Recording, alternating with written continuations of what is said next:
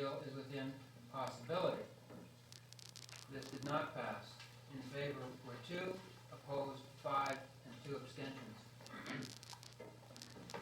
And the third resolution, which was typed and circulated for people to read, rather long, bear with me. Quote, that the members assent and approve the actions by the board of the 98-99 term to dissolve the society and liquidate its assets in accordance with the Society Act of BC at the end of the board's term of office in May 1999 under these conditions. Condition 1, the assets are given to one or more nonprofit societies whose purposes are harmonious with the DTCS Constitution. Some of the societies which qualify under this provision include the Arts Council, Capital Theatre Society, Nelson University Center Education Society, Street Fest, and Matrix Movement.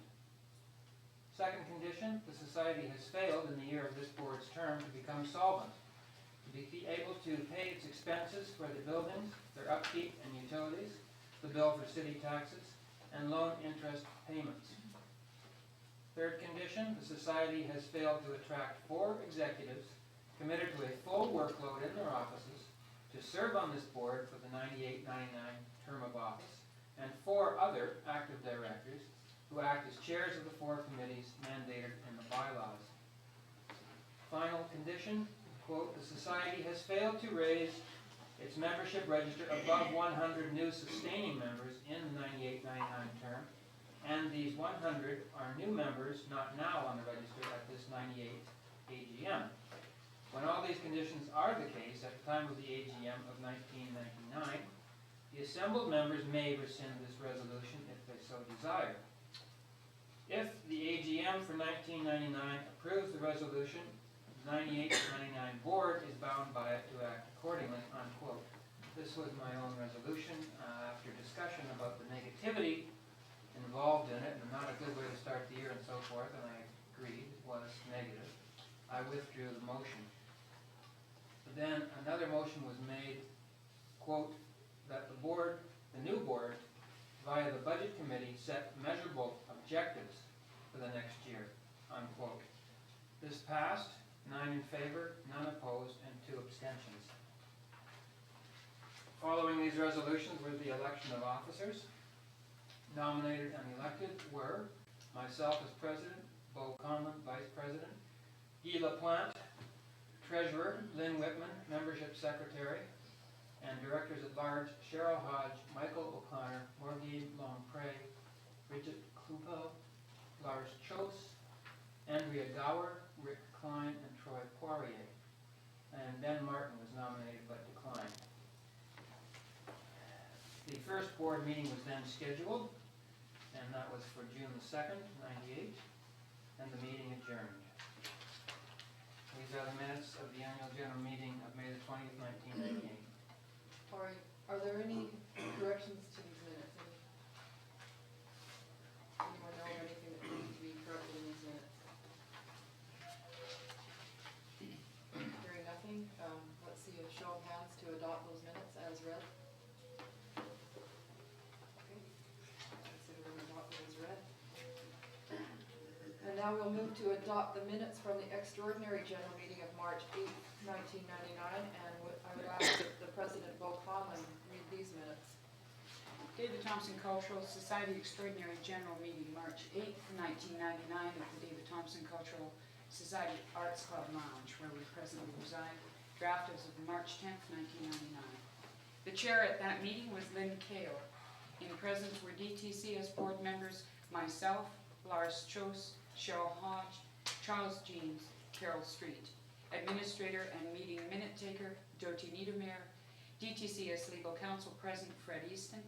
DTCS sustaining members present, Brian Bailey, Howard Barron, Lana Benson, Frank Brook, Janet Cook, Sherry Conway, Thomas Conway.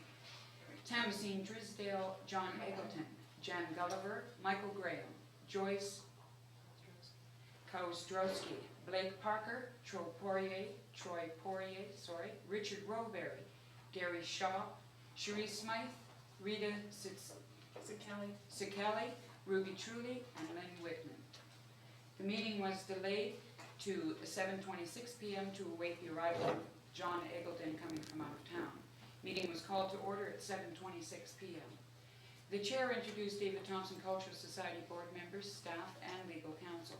The chair introduced the agenda and pointed out that the notice of the motion mailed out to David Thompson Cultural Society members in February could not be rescinded.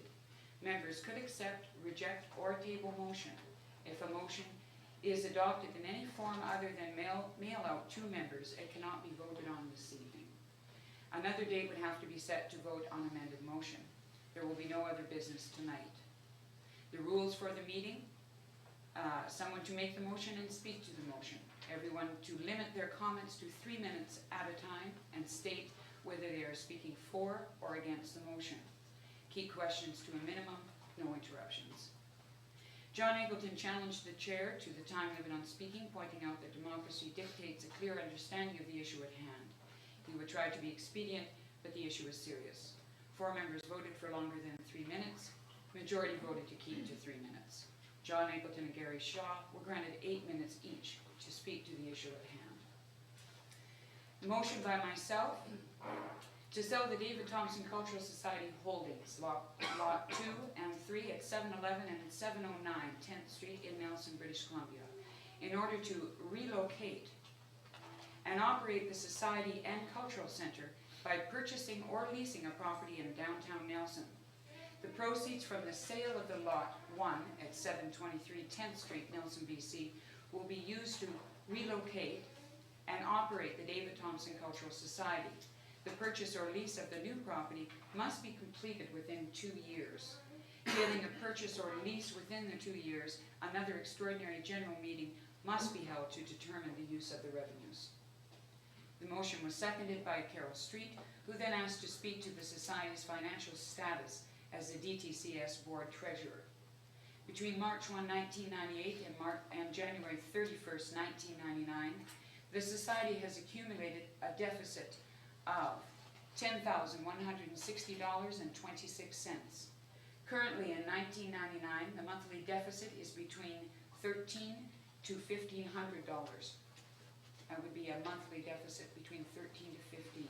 The Society is operating on a bare bones budget, keeping all accounts paid up. Tenancy in the David Thompson Cultural Center building is at capacity, so no more revenue can be gained from tenancies. The area of revenues that would keep DTCS in the black is from the Arts Club Lounge, arts programming and bar revenues. However, programming has come to a standstill due to the neighborhood noise concern and the reluctance of the public to attend events at the club due to the DTCC reputation and location. The inability to program art events also makes it impossible for David Thompson Cultural Society to apply for any arts funding from Canada Council or BC Arts Council that would assist with our operational expenses. The David Thompson Cultural Society and Centre is in jeopardy. In 1998, the Society had to take a mortgage on the house at 723 10th Street to pay property taxes and hydro bills, etc. that have been delinquent for some time. Currently, the Society is forced to tap into the loan money for daily operating expenses. The house is for sale as the mortgage comes up in July 1st, 1999. It is not the Society's intention to use the proceeds from the sale of the house to operate the cultural center. The center is not financially viable on its own. It would be a shame to eat up the proceeds of the house sale to prop up a building that cannot function. The DTCS board would rather use any proceeds of the sale to invest into a fully functional building. Gary Shaw was last elected David Thompson Student Society President, 1983-84, when the university was closing. The Student Society had to prove ownership of the cultural center at that time. Many people sacrificed time and effort to keep this building alive at that time. Tim Shea, Gillian Browning, to ensure that the facility was around for future generations of students. Gary isn't sure that the building can ever be financially viable. It has never been financially viable. He does want the Society to survive. If DTCS wants to move downtown, he objects to selling the building to create condominiums on the land. The will to survive will win out. Feels that the building was left in trust for future students and hopes that the campus will survive. He rejects the motion on the table and feels DTCS should approach the city to relieve the society of paying property taxes. Suggested a compromise of selling the house and garden lot 1 and 3 to use as equity for a move downtown, while leaving the cultural center building standing as is. Suggested giving the city the building for $1 to hold in trust for future students. John Eggleton, Notre Dame Student Union, paid for and built the building with a loan. The student union separated from the university to become autonomous. Feels people would come forward to argue for maintaining building as a place for students. Feels there is an ethical trust from the past reserving this building as a place for students. Wanted the motion on the floor table and offered to help DTCS with neighbor issues, look at financial picture, and approach city for support in maintaining the building. Mentioned he was hurt by having his honorary lifetime membership rescinded by the current DTCS board. Charles James, he introduced himself as president of the David Thompson Cultural Society Board, has been active since 1993. Mentioned that he holds other interests as a Nelson University Center board member and instructor. Charles pointed out that all DTCS honorary lifetime memberships were rescinded by a board resolution in January 1999.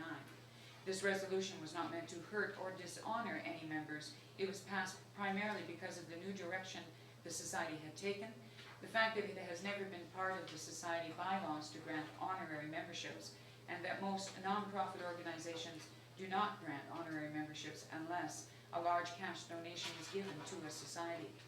Feels that the morality in the resolution at the table is to honor the students from the past by ensuring the ongoing health of the society, by making a decision that will save the society. Feels that the morality is in being present day after day. Did I read that well? Feels that the morality is in being present day after day, taking on the responsibilities of running the society and the building. The people that have been part of the day-to-day operations of the building for some time now have come to the decision to sell after trying everything else, hiring an administrator, hiring a pub manager, trying to work with the city, the neighbors, the financial management of the society. The decision to resolve to sell the buildings was a very difficult one to get to and has not been made lightly. It was made when it became very clear that there were no other alternatives. The current board are heirs of the society and take direction from the current membership. Brian Bailey has performed in the Arts Club in the last few months. He understands that the student union played an important part in this community, that Notre Dame University and David Thompson University Center left its imprint on this community, and that this building is one of the remnants from that past. If these buildings were sold, there would be something lost. Pointed out that rents downtown are expensive, that noise complaints are an issue there too. Cheryl Lodge reflects her memories of this building are very dear. Over the years, she has attended many poetry readings, musical events, and evenings. However, this building cannot provide that anymore to anyone. This building can no longer function. She has wonderful programming ideas that just cannot be realized in this building: classical concerts, Aboriginal music, theater. This building is a shell and it is not functional. DTCS has 5 months of life left. There is no magic solution to save it. Ask the members to ask themselves whether they wanted to save the building or save the society. Lynn Whitman talked about the noise problem, that it has always been an issue and neighbors have always complained. The Selkirk students were currently also making noise. Is this tolerated by the neighbors? Dodie Niedermeyer responded to Lynn that there is noise from the college, but it's slightly removed from the neighbors, whereas DTCC noise is right in the neighbors' backyards. Yes, there has once or twice been confusion with noise coming from Selkirk students attributed to the David Thompson Cultural Center. That has been pointed out to Sue Bradley, a neighbor. Thomasine Drysdale became involved with the society in October 1997 when there was a public outcry for support to prevent the sinking of the sub-pub. The DTCS building was in dire straits. At the time, her dance company was looking for a studio. She attended a special general meeting and a public meeting to discuss the problems of DTCC. 4 people showed up. All of those present were interested in and involved with arts and culture in this community, including Donna Spurl from the West Kootenay Regional Arts Council. Where was the offer of assistance then? Thompson was the DTCS administrator in 1998 and realized then that the building had to be sold to save the society and offer a venue for the mandate to exist. A resolution was put forward. It was tabled, pending further research and problem solving. A task force was put together to find solutions. Her concern is that these resolutions can keep coming up and continue to be tabled by new people arriving. It's like a cat chasing its tail, and soon it will be too late. Time is wasted again and again. Ruby Truly wanted clarification on the zoning for the building. Jody Niedermeyer read out the P1 zoning allowances. John Eggleton pointed out that this building was never intended as a full-service arts and cultural building. The zoning of the building, the neighborhood proximity, and the trust won't allow it to be. The title of the building will be challenged by his group. Was incensed by the comments of Thompson Drisdale. Offered to work with DTCS if motion was tabled. Threatened court action against DTCS on building ownership if motion was passed. Said that he had people lined up who knew this building had a trust. Proposed getting behind city councillors Donna McDonald, Judy Gate, and Marianne Bond to push quality tenants. Disposing of this property will bring DTCS to court. Didn't come here to threaten members. DTCS has a right to use the building, but not a right to make money from the selling. By the selling of it, the goals are not in line with the original trust. Could make the space work if we work together. Dodie Niedermeyer asked Fred Easton, DTCS legal counsel, if he had a comment to make regarding the legal challenge. Fred had no comment at this point. Janet Cook supports the motion. She felt that the current DTCS board and staff have given it more than 100% to make this building work. She felt confident that if they couldn't make it work, no one could. Felt that no matter what happens across the street at the campus, this building will never be able to support students. We need to go on our own way forward with our own integrity. Blake Parker asked John Eggleton who he was referring to when he said we in his comments. John Eggleton responded that we meant the Notre Dame student alumni who met regularly and have a reunion every 6 to 7 years, have a mailing list of just under 1,000. Blake asked if the alumni voted on which position they would take regarding the motion on the table. John responded no, but that the executive had discussed it. That they discussed selling it a long time ago and used the proceeds for student scholarships, but decided not to. They wanted it held in trust for future students. DTCS is not acknowledging that trust. John was sure that what had taken place here in the last number of years. John was not sure what had taken place here in the last number of years. Blake Parker felt there had been a lack of communication between NDU alumni and the DTCS, as there hasn't been any conversations regarding trust, goals, etc. Blake's wife is an alumni of Notre Dame and has not heard anything about from John about the alumni's opposition to selling the building. John Eggleton feels there is a moral and an ethical issue at hand here, that DTCS is in a self-destructive process, that the membership of DTSS and DTCS is not the same. Jan Gallagher asked if DTCS had investigated any other potential sites downtown, that she felt space downtown was very limited and she had a hard time finding a dance studio. Is it viable to pull up and move downtown? Jody Niedermeyer responded by saying that a few places had been looked at downtown, but that further investigation was postponed when it became clear that this resolution had to be brought to the membership before serious searching could go ahead. The Candle Company was one building the board looked at. It is extremely large with lots of potential, but much more research, financial, etc. is needed before any potential venue could be considered. Howard Durham feels he can't vote if there's a legal challenge. Does the society have a right to change its name and mandate? Doty answered yes, according to the Society's Act. Asked if the society bylaws had any reference to keeping this building, answered no. The society owns the property and there's nothing on the title to prevent the sale of the building. Joyce was at the meeting in 1983 to 1984. She honors the students that have been here in the past, that there are two entities, the building and the society, and she honors both. Asked if we were duty-bound forever to maintain the building no matter what. suggested that if the society relocated, perhaps some funds could be set aside to assist any new students to finding a new space of their own. That even if there were new students, they could not celebrate in this building, could not make music in this building. The building is a white elephant. There is way too much talent in this community to have to be quiet. Brian Bailey is a performer in the area, also helped the Holy Smoke shop with their legal battle, asked if there wasn't a law about protecting past usages of a building if a building existed before a neighborhood.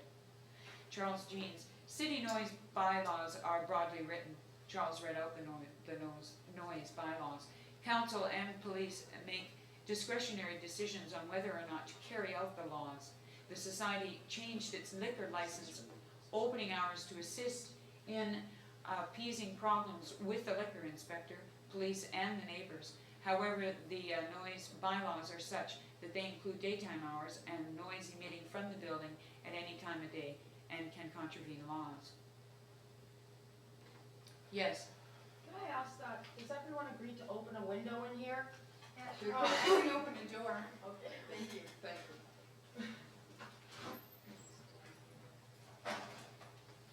We want to second that. No second necessary. You ready for some more? Here we go. Number 30. Cheryl Lodge asks that the members take a hard look at the reality here and now. There are no short-term solutions that have or will work. That any member present who is opposed to this resolution needs to also have a concrete answer to the problems at hand if we are able to table this motion. There is no more time to wait. We have 5 months. People may not really be aware of the severity of the situation that has brought us to this resolution, that we all have memories in this building, but we cannot overlook the present reality. The current negative reputation of the building has accumulated over the years. A survey DTCS took of the arts programmers in 1999, another community survey that was taken in 1998, clearly indicated that the entire community has negative opinions of this building. Cheryl is interested in the survival of the society and does not see where the students or legislation would be found to save the building. Charles Jeans pointed out that there was no weight to a legal challenge, pointed out that there is a moral argument to honor the past, but there's also a moral argument to honor the current reality and to finding a solution. There are no students in the current reality on the campus lands. There are, however, current debts, financial issues, and a mandate to fulfill. The current board has an obligation to find a solution. Pointed out that Selkirk and CIC students never came to the building. Since the old days, students have found new places to go to congregate. They're not interested in coming to this building. When a public call for help went out in 1997, in 1998, February 1998, and in May 1998, very few people stepped forward to help them. The problems are not new. This issue has been long coming. Gary Shaw, referring to the P1 zoning, suggested we have a gospel hour, reminded the members that if this motion could not be tabled, it be defeated and a dialogue be had with the city to give back the building to the city and walk away from it. Suggested selling lot 1 and 3 to purchase a new building and leave lot 2 to the city. John Eggleton suggested getting together to come up with thoughts to where we might go, have a meeting with city councilors to discuss solutions, build trust within the community, urged members to table the motion. Janet Cook feels the noise bylaws are a red herring. The issue is that people will not and do not come up here. There are options downtown that are convenient, and people go where it's convenient. The public will not come to this building just to support DTCS. DTCS needs to recognize that and move to a location downtown. Joyce, I'm having a hard time with your last name. Kodrowski feels that the best gift to give to past and future students is to have a beautiful, financially viable space that can offer a gallery, music, visual art, a licensed premise in the downtown location. Pointed out that a trust is a spiritual thing, not necessarily a material thing, and having a better location is an exciting fulfillment of that trust. Thomasine Drisdale asked John Eggleton if he challenged DTCS as a cultural society. John Eggleton challenges DTCS's belief in the right to dispose of the building. The previous groups associated with DTSS, David Thompson Student Society, knew the covenant associated with the building. He does not dispute that the David Thompson Cultural Society as a society or dispute its goals. Want a group to look at moral, ethical aspects of the motion on the table. Offered help from his group, pointing out that he has arts programming experience. He warned the society of the repercussions of how it will be viewed in the community if the motion passed. Reminded the members of the equity his group established. Reminded the members of the equity his group established, right. They built it, paid for it, and could have sold it in 1974. Thomasine Drisdale asked if the motion passed whether or not we were obliged to sell the building. The answer was no. Cheryl Lodge asked John Eggleton what his lawsuit was. John Eggleton, his lawyer, asked him to come to this meeting. The nature of the lawsuit was not explained fully. Bo Conlan, I said, is an alumni of the David Thompson University Center, and I have been involved in DT in the David Thompson Student Society for many years, most recently for the 2 years on the Cultural Society board as a member. Okay, I'm going to the third person for myself.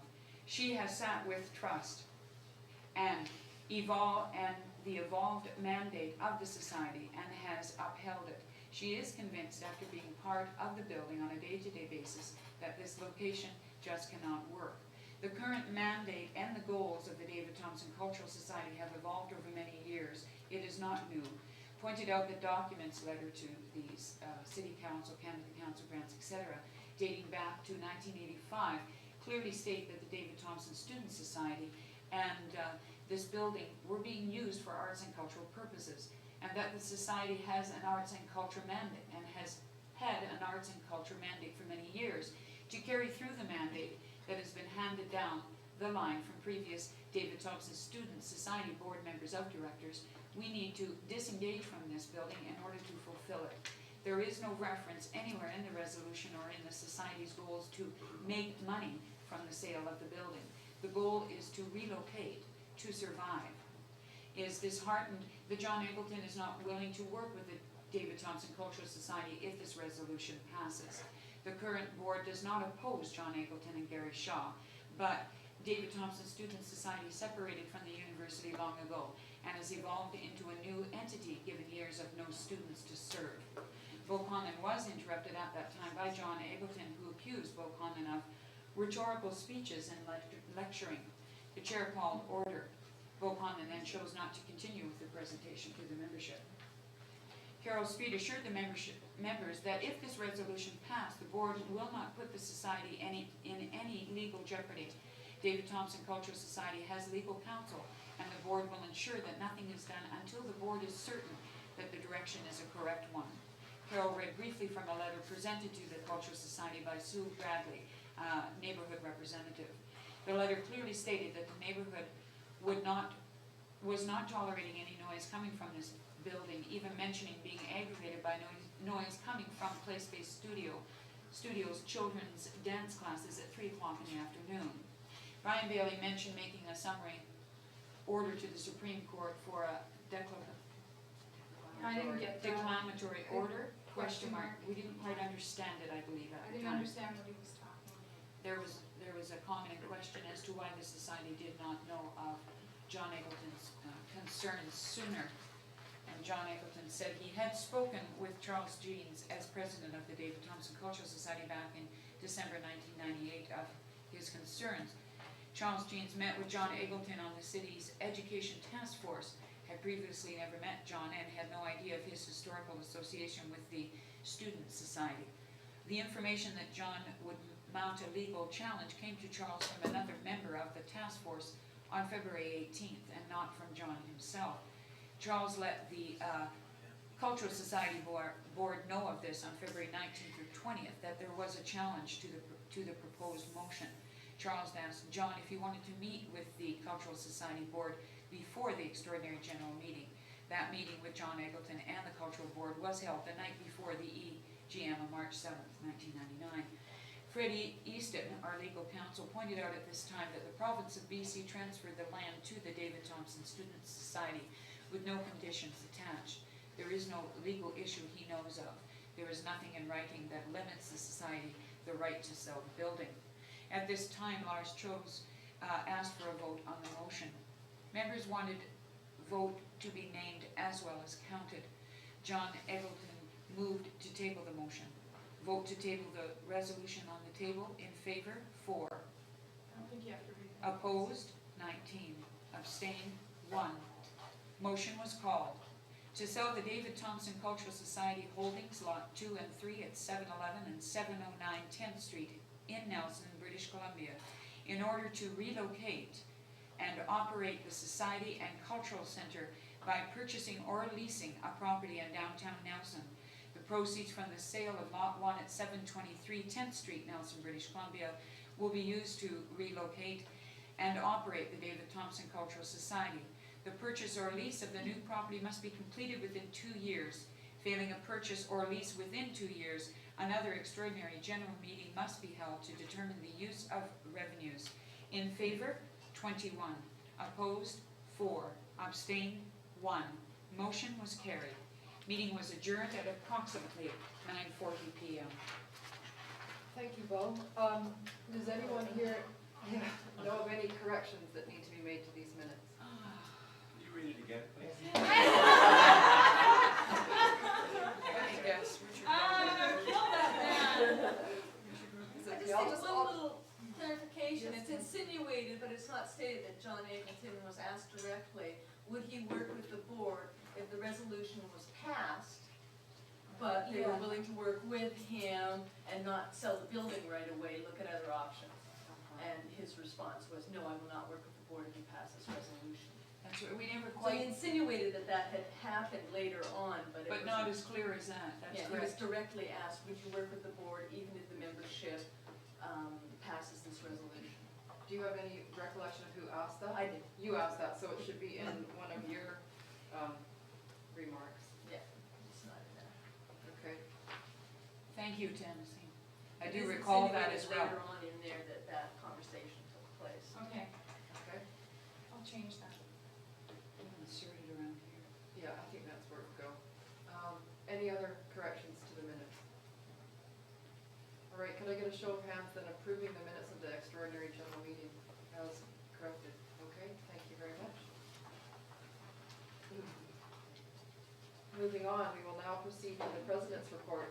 And I'll just make a mention, there's a fair bit of just standard reading out at annual general meetings. So thank you for being present and attentive to this. But I think you'll probably find it's important if you consider it important enough to be here tonight.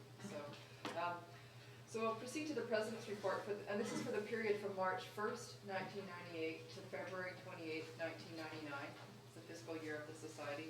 And Charles Jeans, the past president, will actually be reading the president report because he was the president for most of the period covered by the report.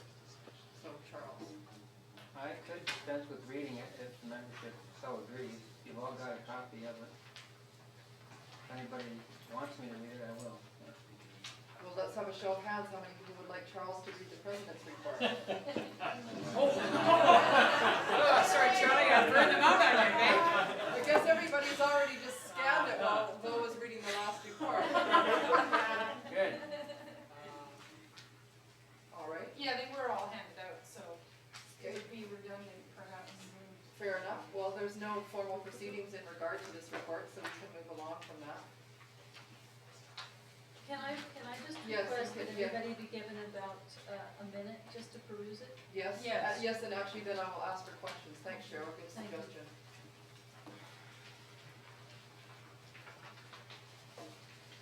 Peruse it.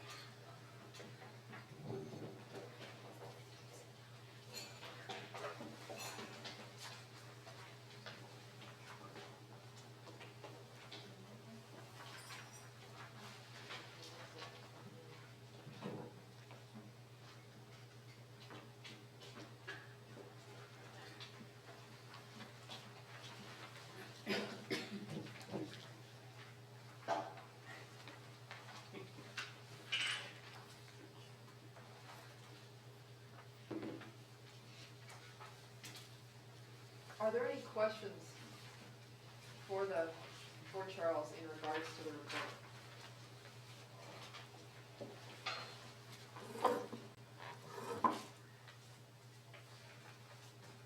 Okay, failing that, we'll just move on then. To the treasurer's report, again for the fiscal year March 1, 1998 to February 28, 1999. And I will ask Treasurer Carol Street to present the financial statements then. And they are also in your package. Okay, so that is a year's activity as at February 28, 99. If you go to the back page, start there, and the bottom line, net income, a deficit of $15,690.38. That is carried forward into our next fiscal year. Now, referring to the balance sheet as at the previous year, where you see you don't have a copy of that, so where you see the net income being a deficit of 1560 change, the year before the deficit was $4,800. That $4,800 deficit carries forward from the income statement onto the balance sheet after all is said and done. And if you'll refer to page 1 of what you have in front of you and go to the earnings area, this is a reflection of the society year to year, the surplus carried forward for as long as the society has been keeping books and records. So as at the end of the year before, you see that the retained earnings are $7,590.78. Now the current earnings, so a year's activity, presents the deficit situation, composed with the previous year's activity, which reduced the 75, the top figure, the retained earnings was higher, it was 13,000.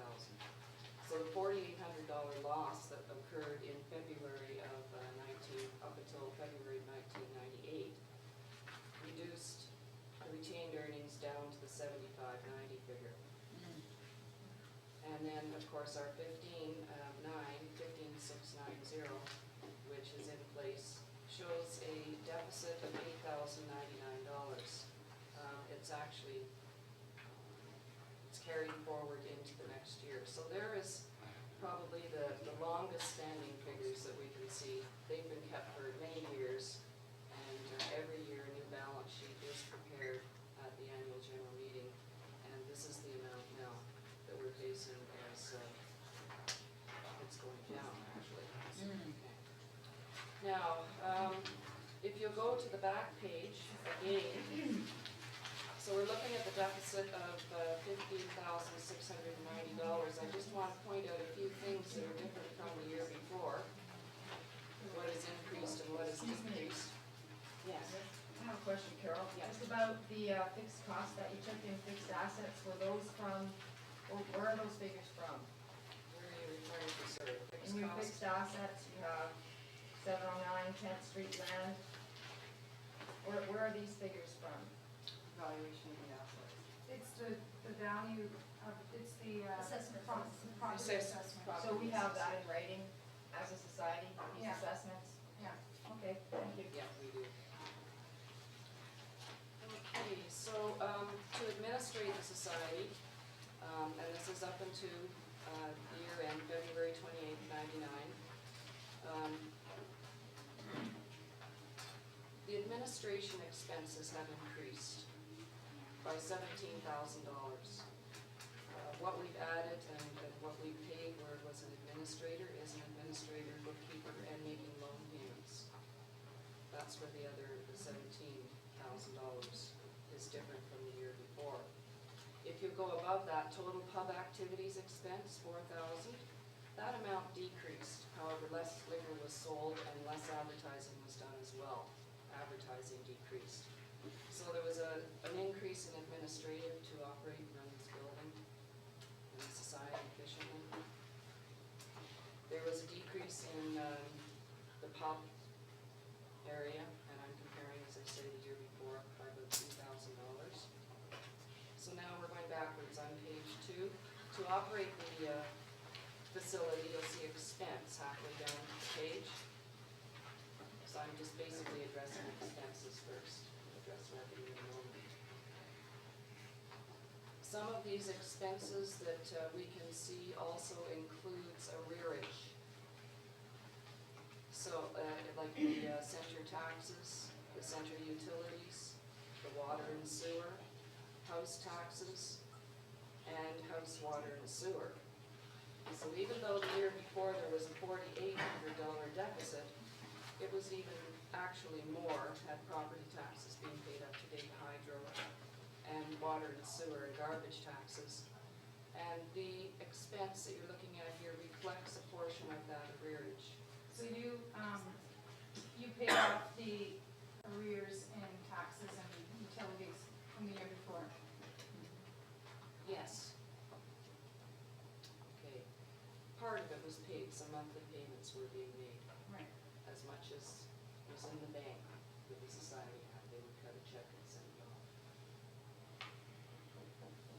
Okay, we did do a budget forecast last year and figured out, and we're pretty well on the nose, that it did cost $25,000 to operate the facility. And you can see total facility expenses, we weren't too far off the mark. So we weren't very surprised when we came in at $25,900. Restricted programming is not being able to program in this particular room as a direct reflection on the budget and the lack of income that was needed to generate something viable here and something that could survive on and remain in good standing. Are there any questions about the expenses? And then revenue, I'm basically leaving you to take a look, and maybe I'll take a question from the floor if anyone has a comment about revenue after I do speak to it. But right now, expenses, is there anything in the areas I've just addressed? If your revenue, if you can't create revenue here from what's coming in here, because people aren't paying, isn't, when you move somewhere else, or did you expect revenue to come from the same people that would use the building, or is more people that use the building? Different people. The pub having... Excuse me, Carol. I think that actually it's not the appropriate time for you to answer that question, and it's not that I want to cut off an answer to that question, but it just doesn't pertain to the financial statement for that period. But I think that there will be a time later on in the meeting to ask that question, and I hope you'll bring it forward again. Is that fair? Okay. No problem. Thanks. Okay, so we'll go to total revenue is just above expense on the second page, and that's 41,307.67. Now that is increased from the year before. It was 31 the year before was the revenue year. So even in trying to increase the revenue in all the areas that we were active in collecting revenue, I'm going to use that particular term, we were still, according to, and it is true, this particular financial statement, not successful in meeting the expenses for the fiscal year end February 28, 1999. And I hereby present this report.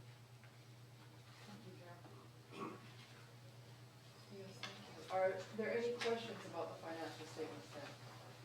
There's one small correction on the last page, where it says equipment purchase under $200. I'm sure that's just a typo, but probably should say 500, because the figure across from there makes it rather amusing. Pardon me, where? On the Equipment last. purchase under $200? Yeah, 441. is that wrong? Oh. No, Because it's more than Dopey. one- There's more than Because one it could be more than one piece of equipment, under 200, like Okay, if you so- buy a heater and you buy, Purchase one. All right. yeah, so the total, Tell me yeah, total. they're not Yeah. big purchases, but they add up to. Not one big item at 440. 441 over the 200 budget. It might just make a note that for future financial statements, it might be more easily understood if it said equipment purchase says or had an S in brackets or Yeah, something okay. to make that more clear. Okay. Any other questions or comments regarding the financial statements? Well then, may I have a motion to receive the treasurer's report and approve the financial statements as presented? We move. First,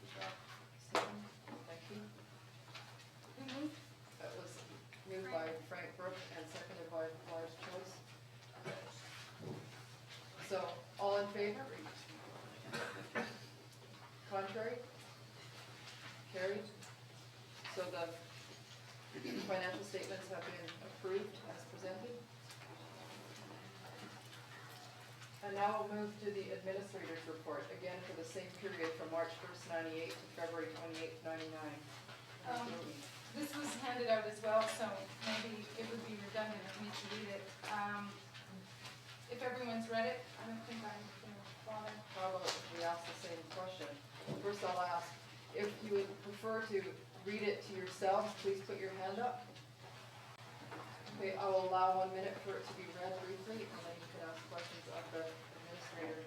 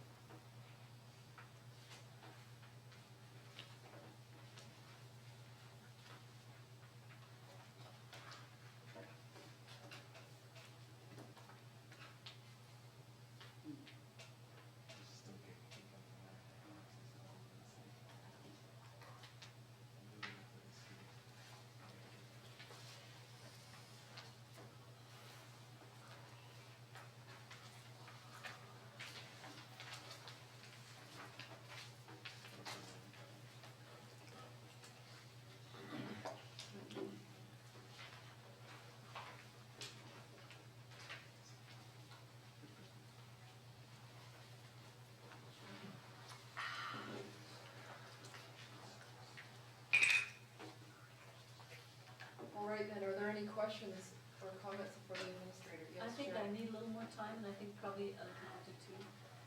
Fair enough? Yeah, give me a form. You bet.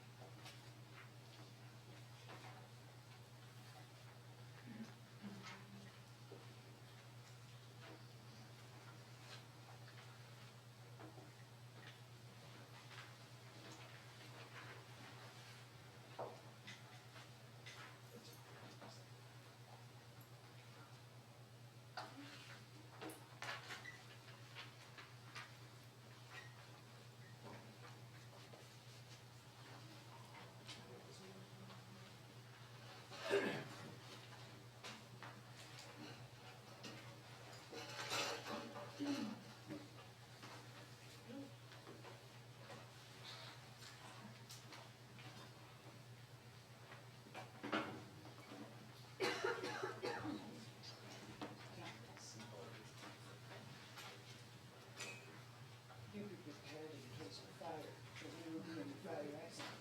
As an Indians, we have to be too afraid. Take a chair with you, please. It's my job. All right, well, I guess that's my cue that most people have finished reading the administrator's report. So, are there any questions or comments for the administrator? Yes. At that point of information, who was the neighbor, of the condition change, bar hours, society would meet with one of the neighbors? Yeah, Sue Bradley, Thank you. calls herself the representative. She's got a committee, I believe. Yeah, I know, it was organized by the Nelson City Police. Yes. I think that's an important point to make, that there were no noise complaints to the Student Society until Bradley built the house. And they were the only complainers until the city police went door to door and proselytized the neighborhood. So I think that's it should be pointed out somewhere in your documentation. Thank you. Any other comments or questions on the administrator's report? I just note that twice here Doty has made a point, and it's a true one, that the reputation of the society has been deteriorating. It happens to have been deteriorating in the time that I've been here, but I don't know if that's got to do with me or not. And I would welcome comments from anybody else here who knows just from hearing in conversation the kind of reputation we've had. I mean, I know some of the things, such as thefts from the building, really put us on the rack, but I'd really welcome and like like to hear comments about our reputation as a, respectable society, as one that has a worthwhile purpose that makes a contribution to the community, that sort of thing. Excuse me, I'm gonna, Yeah. interrupt you there again. Not in the right place? No, it's not actually, because we're entertaining questions or comments on the administrator's report right now, and it's not that it's not out of line for this gathering. I think it's an appropriate comment to be brought forward, but at a later point in the agenda. So I'm gonna just try and make a note so that I don't forget to ask you again if you wish to bring that forward at a later Okay. point in the meeting. So there's a speaker back here wishing to speak, and then yourself. Yes, So, Simone? I was just gonna say it's not relevant to the. Okay. Yeah, I agree at this point on that, but I also think his question should be noted. Rogers. Has it? I have been, yeah, and I'll bring it back to you as well. Not a problem. Any other comments or questions on the administrator's report?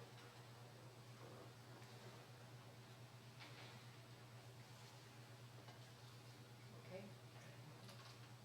Thanks then, and now we can move on, and I hope in the end, go ahead. Well, I would like to suggest, we've all been sitting here for an hour and 10 minutes, and since we're gonna be voting next, I would like to suggest that everyone gets a chance to move their energy, get a drink of water, or clear themselves up a bit, if that's agreeable to everyone. Well, I'll ask that, how many people would like a sort of 5 to 7 minute adjournment to, raise your hands if you would like a 7-minute adjournment to stretch and so on. All those opposed? Well, it looks like there's actually more opposed, so I guess we're gonna sit through. Hopefully it'll get more exciting. I'm not here then. All right. Well, hopefully it also helps that I realize we're curtailing some discussion, but the intent is to get some of the formal matters over with because they need to be dealt with at the AGM, and then new business is the item where all other kinds of business can be entertained. All right, so it's true, we are about to have an election of the 1999-2000 officers, and just so you know, according to the bylaws of the society, there are 4 executive officers and 15 other directors, making a total of 19. And the executive officers are the president, the vice president, the secretary, and the treasurer. And the bylaws state that separate elections will be held first for these officer positions. So we're going to start with the election of the president. And the current president, Bo Conlan, has indicated that she will stand for re-election. Are there any other nominations?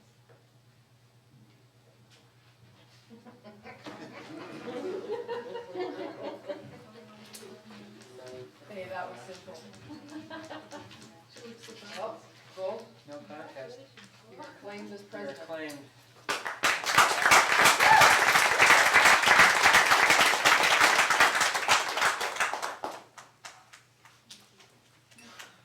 We'll proceed to the, stunned, speechless.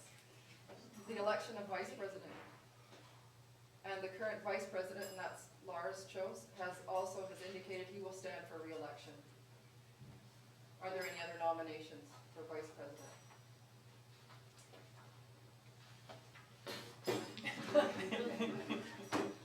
We're doing okay, Lars. All right. By acclamation, Lars Chose will be the vice president for 1999-2000.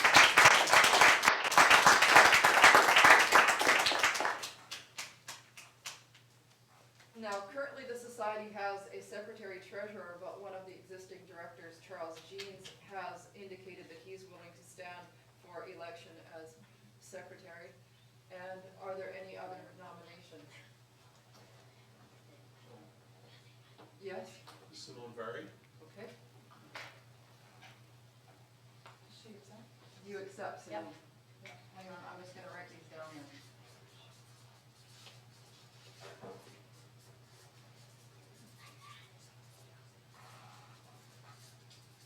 Simone, how do I spell your last name? B like Victor, A-R-E-Y. B-A-R-E-Y? Thank you. Okay, yes? I would like to understand better your terminology. Are you saying that you're separating the secretary treasurer position into two positions? Is that what you're saying, or are you saying that this one position is up right now? Oh, okay. Good question. There's the ability to have 4 officer positions with secretary, treasurer as 2 separate positions. Currently, it's being held by one person. Carol Street holds both of those. But there's an indication, because it's an option, to open them up for 2 positions, and so that allows an election these people of are secretary. nominated Just for secretary, yes. This is just the election for secretary. Thank Make that clear. Thank you. Any other nominations?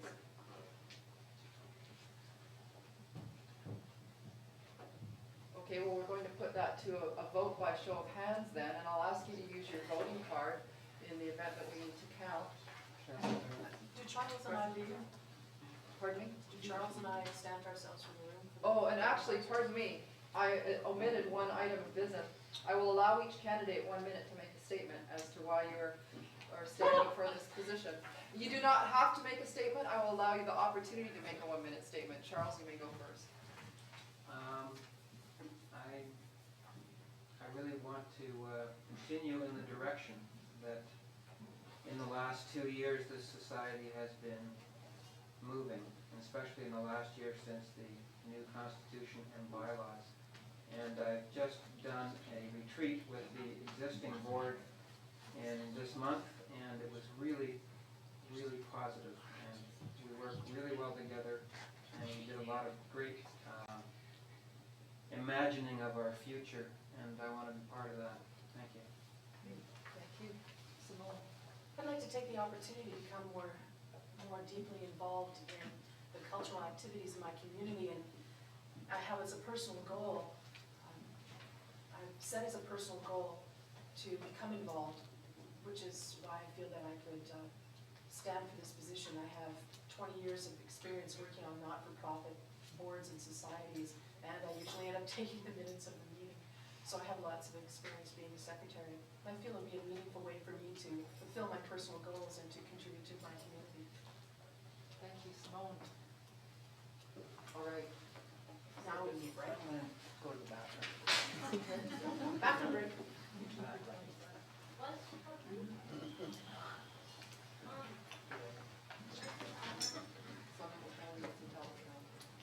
Let me drop the ball. That's her. Oh, good one. Nicely done, Roger. All right.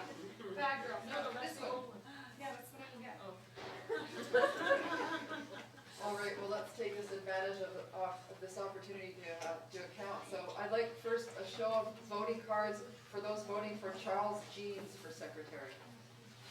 Hold them up high, please. I want to be able to count them. Is that up?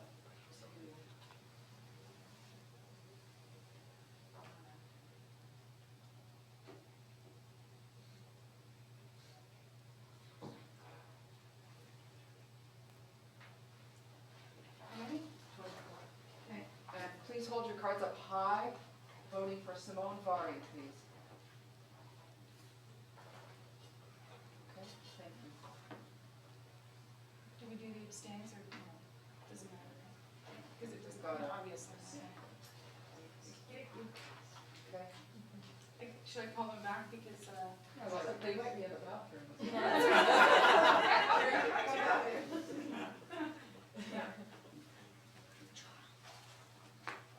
okay.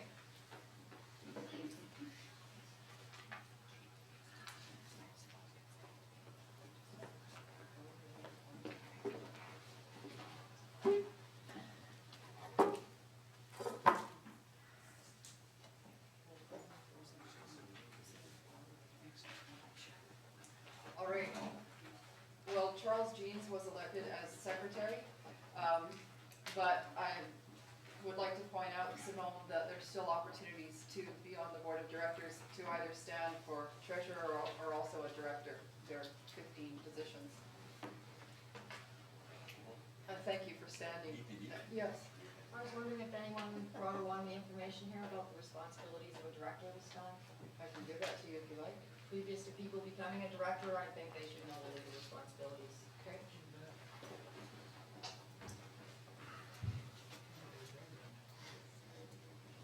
Right there, perfect. Well, I got them somewhere in there, so I gotta find it.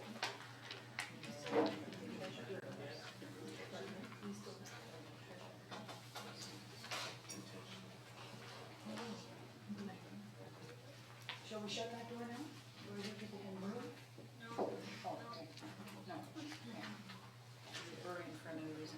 Okay, hang on, positions and Do you have it for the society? I'm sure that. Okay, because this is probably better. This is the general rules. You've got the actual ones that your society uses. That would be better.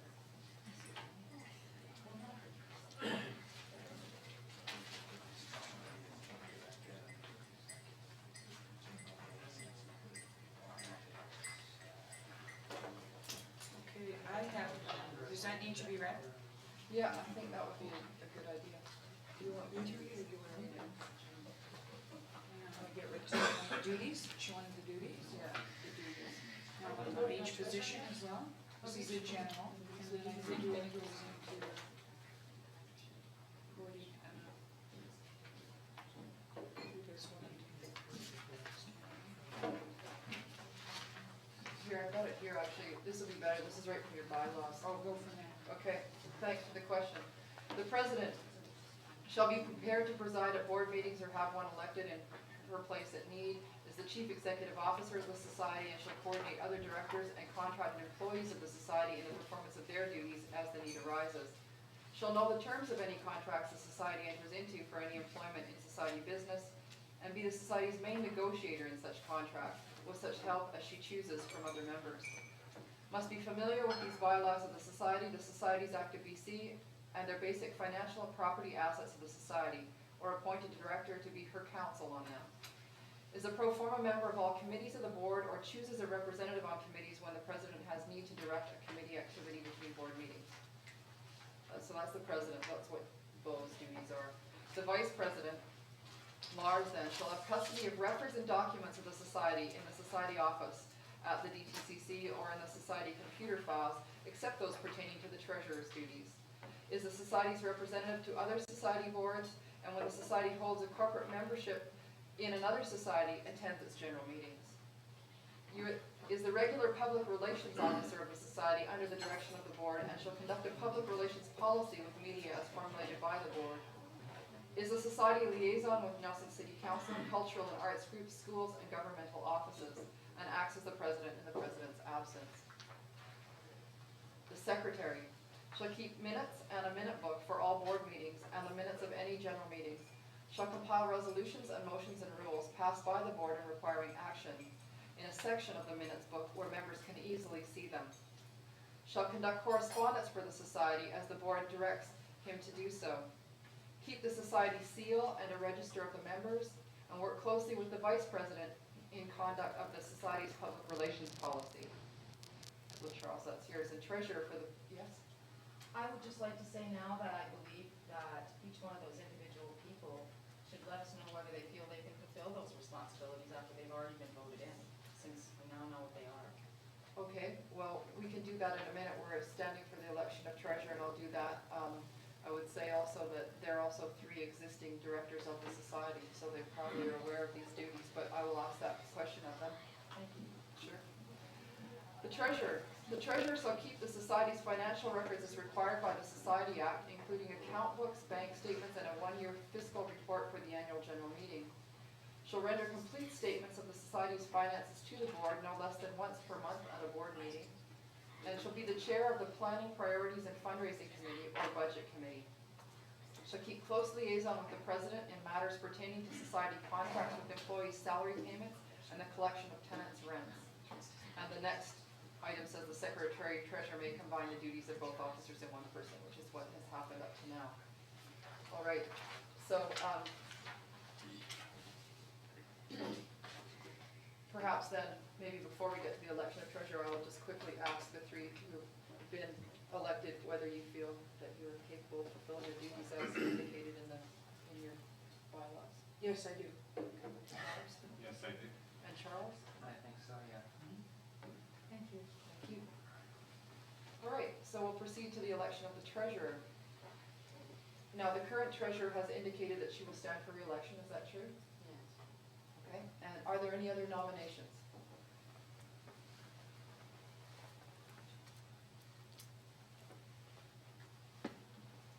Okay, and I'll just ask you, do you feel that you are also capable then of assuming the duties as indicated in your society bylaws.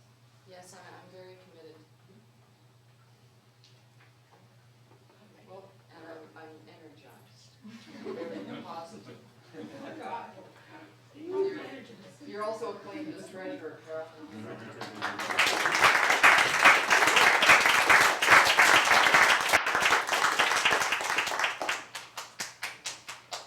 I would just like to say that's the best job I've seen so far, in 5 years. Uh-huh.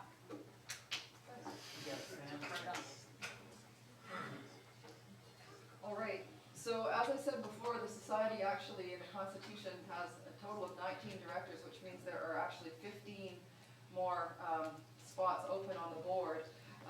Now, a number of the existing board have indicated a willingness to stand for re-election, and so I'm just simply going to write their names up, and there's also a number that they have nominated based on people who have indicated a willingness to stand for re-election, and then I'll call for nominations. So that would be Cheryl. Cheryl Lodge.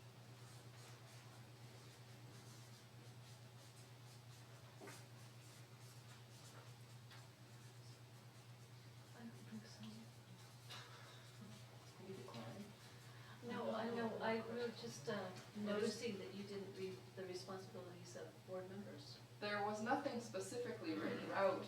Well, there is a legal responsibility, Okay. Yeah, directors. and it comes with the corporate act. Actually, that should come out of the society. That'll then. come out of the society. Sure. Right. Nice people to know what you're getting into. Yeah, it's not too late, Cheryl. After how long? I'm already familiar with it. So it's not for me. Just make sure you have good assets.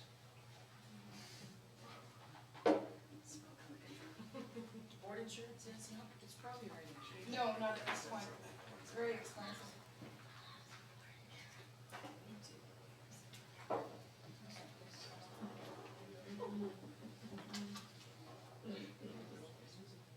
This is when it gets into some of this. Directors and officers, the directors.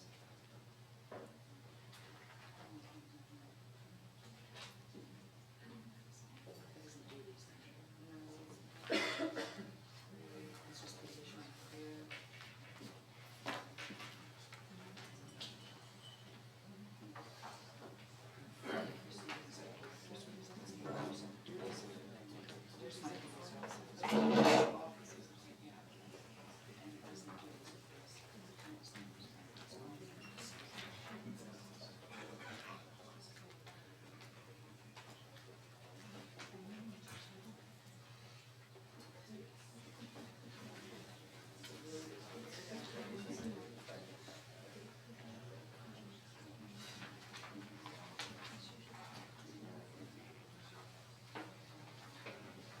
I'll just read 3 paragraphs that I have that address the board of directors as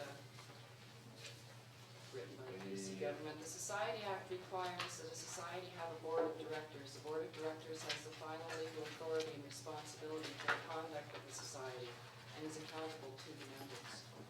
Board members are nominated, appointed, or elected from general membership of the society. As volunteers, board members are not paid for their activities on behalf of the Mount Thompson Society. And finally, the board carries out work of the society, has responsibility for the way the society operates, and must comply with the legal requirements set out in legislation. So the legislation should be here tonight. Yeah. Well, that would be the Societies Act. Unfortunately, it doesn't go into much detail about what legislation are you, Legislation of the British Columbia government, of the legal responsibilities of being on the board of directors. yeah. I actually have that at home from another society that I was on the board of. So, I guess the only thing we can do is move on and then at a board meeting, discuss those legal responsibilities and I think that'll be all we can do. All right, I have 3 hands up. Hang on. Is that really a hand? I think I have Simone and then Roger. Simone. Just a question for clarification before I consider putting my name on this Yeah. slate. Do you have board insurance? Yes or no? no. Roger. So I've been on a few boards and you have, and always explained to me that by making these decisions, you're ultimately, if there's any responsibility, you wear it.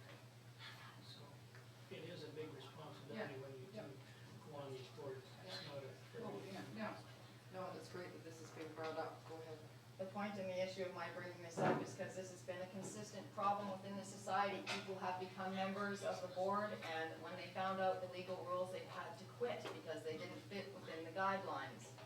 So this has been a continuous situation. It's better to have an understanding of what's needed at the beginning before you decide that you take this responsibility. So the whole point of my suggesting it was just for people to be self-responsible. Thank you. The issue also, I mean, yes, the board members have ultimate responsibility. However, the board currently is not entering into any more financial arrangements where they're getting more and more into debt, where they would end up being sued and have to pay for debts. But ultimately, yeah, the board is responsible. Well, I don't think she can predict that, you know. No, I can't. You brought up a Yeah. number of times the Yeah. potential legal ramifications over your sale of the asset. If you happen to get yourselves deep into debt or lose the money and find yourselves culpable in any way legally, it'll be the board members that are culpable with their own assets. Your assets are up for grabs if you close. It's really simple.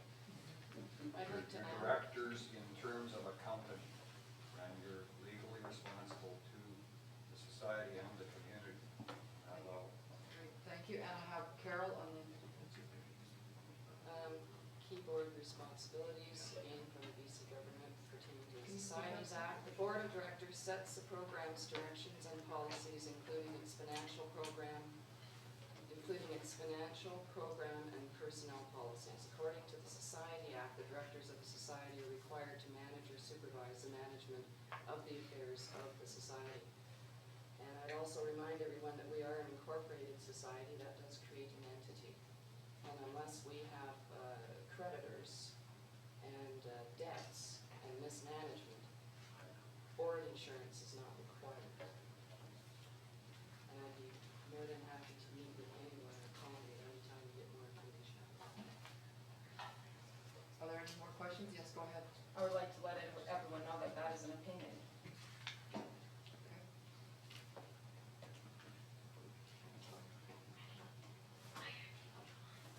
Go ahead, Charles. Yeah, just a personal experience I had last year before we made the mortgage loan on the property next door. I was in seeing a loan officer at the credit union about how else we might raise a loan without mortgaging our property. And I'm very new at this stuff. Anyway, she made it very clear to me that they would assess the assets of every board member individually to see whether to grant any kind of loan, and then having granted that loan, yes, the assets of the directors would be on the line. So at any point when directors are trying to raise money, if you are a director and do not wish to have your assets involved in security for some kind of fundraising, that would be the time you probably want to resign. That's the way I understood it from this moment. That's not fundraising, that's taking out a loan. Okay. I mean, when you're going to a corporation, and you're asking for corporate donations, your directors aren't being personally assessed. There's a difference between fundraising and taking out a mortgage on a house. Incurring debt, when the society is incurring debts. Yeah. Okay. Origin of its asset. Are there any more points that could constructively contribute to an understanding of directors' responsibilities at this point? Go ahead. If you've ever been bankrupt or if you've ever been under arrest, you have to let us know in advance. That doesn't mean you can't sit on the board, but you have to let us know in writing. Okay. Anything else? What do Thanks. you mean under arrest? If you have a record, if you've ever been arrested. You convicted. Convicted. Convicted. So even if it's not to do with financial issues, ever busted for pot or something? That's correct, or anything. I've never heard of that before. Civil or criminal? Absolutely. Yeah, that's absolutely in every law. Well, there goes that board, no?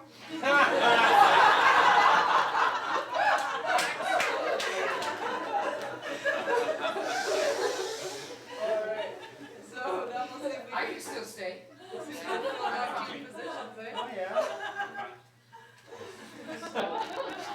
I could clean them right up. No, thanks. All right, are there any more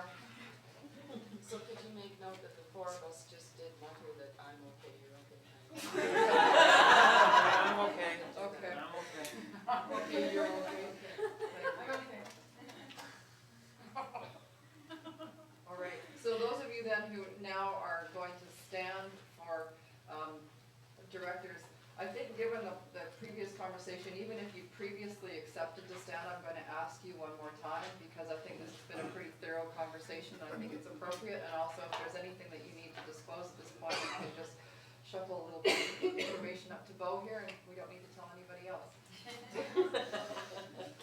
All right, so Cheryl, will you still agree to stand for I directorship? definitely still agree. Okay. Thank you.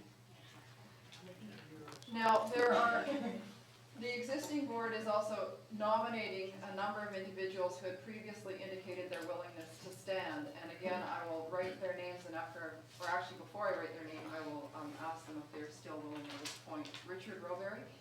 Yes, I am, and I'm as clean as a whistle.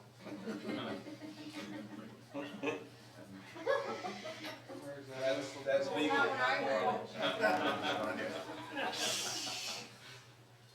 Sophia Hyde? Yes, I am. I'm not clean as a whistle. But you're anonymous, and that's all that counts. What's your shower then? No, never mind. Forrest Bowden? Yes. So far, so good. Double R-E-S-E? Double. Yeah, sorry, I missed.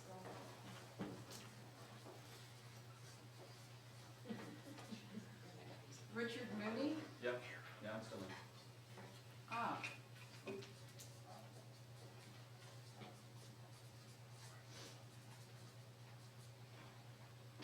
And Kyra Soko.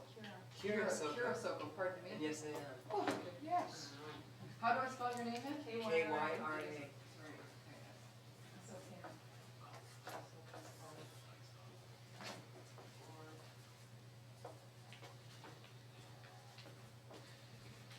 All right. Well, there's still plenty of space available on the board. Are there any other nominations? Yes? I would like to nominate Simone. Not clean as a whistle, I'll tell you why later. Tell us now. My husband and I went bankrupt almost 15 years ago, so we went bankrupt. So does that mean Still she stand. Yeah. Yeah. Would you like to stand? Yep. Okay. Just has to let us know she's. You want to be treasurer? She's treasurer. Thanks, Simone. I nominate Donna Sproul. Donna. Would You like to- accept do you Donna? accept Donna? Yes,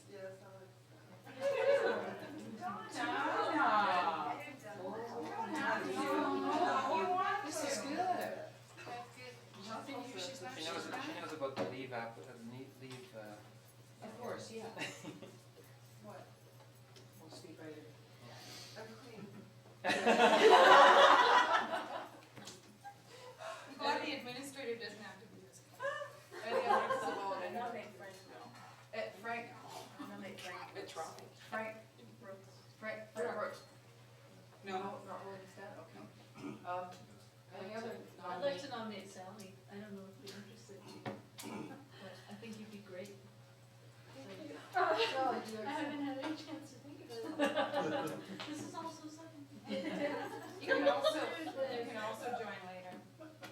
You're not, I mean, people aren't committed to making up their minds. I think it'd be worth being sure about it. Yes. And if you are sure about it, you can approach the board at any point.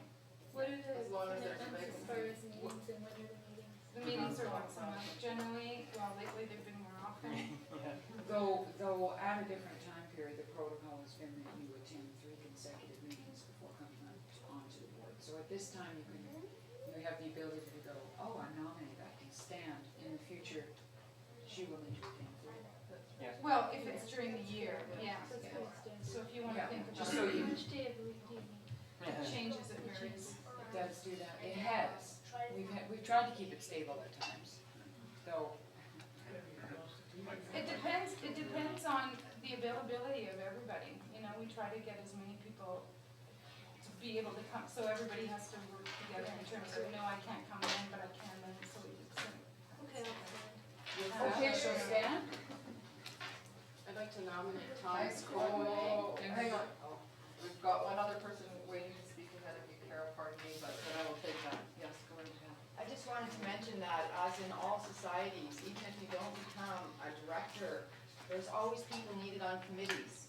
So there may be a specialized area that you have a talent in that could be very useful to this society, Yeah. even if you don't want to be a director. Yeah. Good point. And committees Thanks are for great if you mentioning don't wanna be a director, but you do wanna get involved in a certain aspect or a certain area, you know, then the meetings can be more interesting for you. that. All right. Yeah. I'm nominating Thomas Conway. Thomas, Negotiating. all right, will you accept? Yes. Excellent.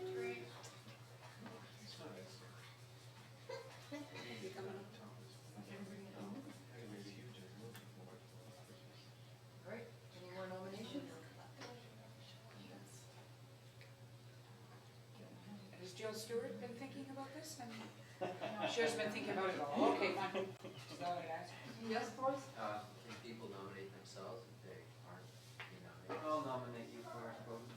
It's already on there. I don't think so. I'm just wondering in general for somebody who might be nominated. No, I think you kind of have to poke the person beside them. Okay. Yeah, but I have a feeling it's a friendly crowd. If you really want to get on the board, someone here will nominate you. Michael, darling, Is there anyone that's in that situation? are you interested at all in standing No, at the board level? Fine, just one. Are you sure, Michael? No, yeah, yeah, he's sure. Decorating committee. Tony Stewart is in the back of this room. Go ahead. I have to decline. And Tony, see Thank if you you. have. I'd like to nominate Frank McHugh. I think I'll decline, I don't really have enough time. Okay. Nice try. I tried to. Well, And what about Donnie Stewart? Thank you, I have to decline. Okay. how about Ruth Beck? Yeah. I declare a conflict of interest at the moment today. Yes, exactly. Yeah, okay, so that seems to close the nominations for directors. Hearing no others, and that is 1, 2, 3, 4, 5, 6, 7, 8, 9, 10, which is a great number, and it's less than 15, so you're all in by acclamation. That's great. Round of applause.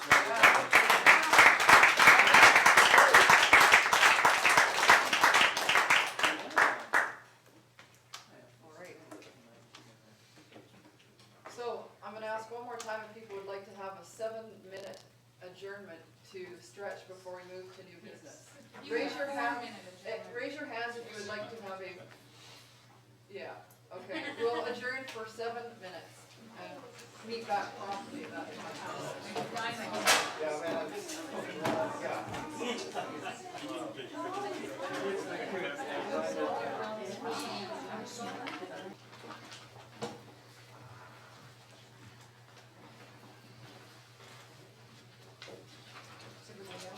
Well, it's okay, we just need you up here, we're gonna start again. Thanks, Bo. All right, yes, Simone?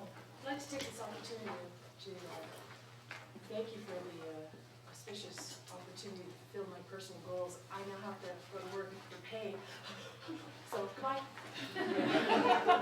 Thank you, Simone. Right on.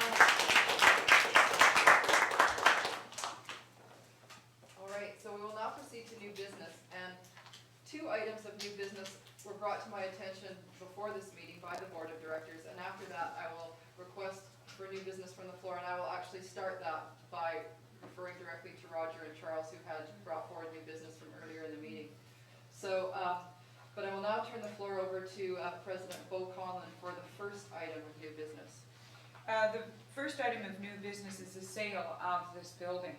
And since there are still some very sensitive negotiations with the purchaser concerning all the existing tenancies, including our own, until these negotiations are completed, the board of directors will not be releasing this information at this time. But we will make this information available to the members as soon as negotiations are completed. All existing tenancies, including the society, will remain for the time being within this building. Okay, that's the first item, and the second. Here, before we okay. proceed to the second item, are there any questions or comments regarding the first item of new business?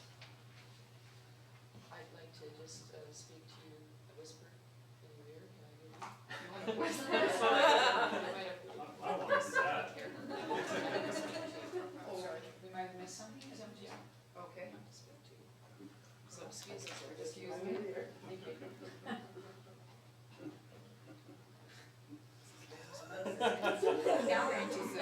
surprise Yeah, party. you say AGM. No, days out of school. Quick, lower the lights. I think it was just, the fact that in jumping to this, the sale of the building, did it use, by saying the sale of the building, did you mean to say the building had been sold? On the sale of the building, that is not what I said. Okay. So you're saying the building has not been sold? I didn't say that either. I said the item of the sale of the building. Has to There are go still through. some sensitive negotiations going. That is what I said. So are you saying it's in the process of sale to an individual or a group at this point, or that it's not sold, or what stage is it at Negotiation with purchaser. with the purchaser? That yes, after an EGM, the society was given the direction of going forward to, Yeah, I know, Yeah. I'm just saying, it sounds like you have a specific purchaser at this point, from what you said. yes, yes. Okay, that's what I was asking. What you mentioned in the second. Any other questions or comments regarding this item of business?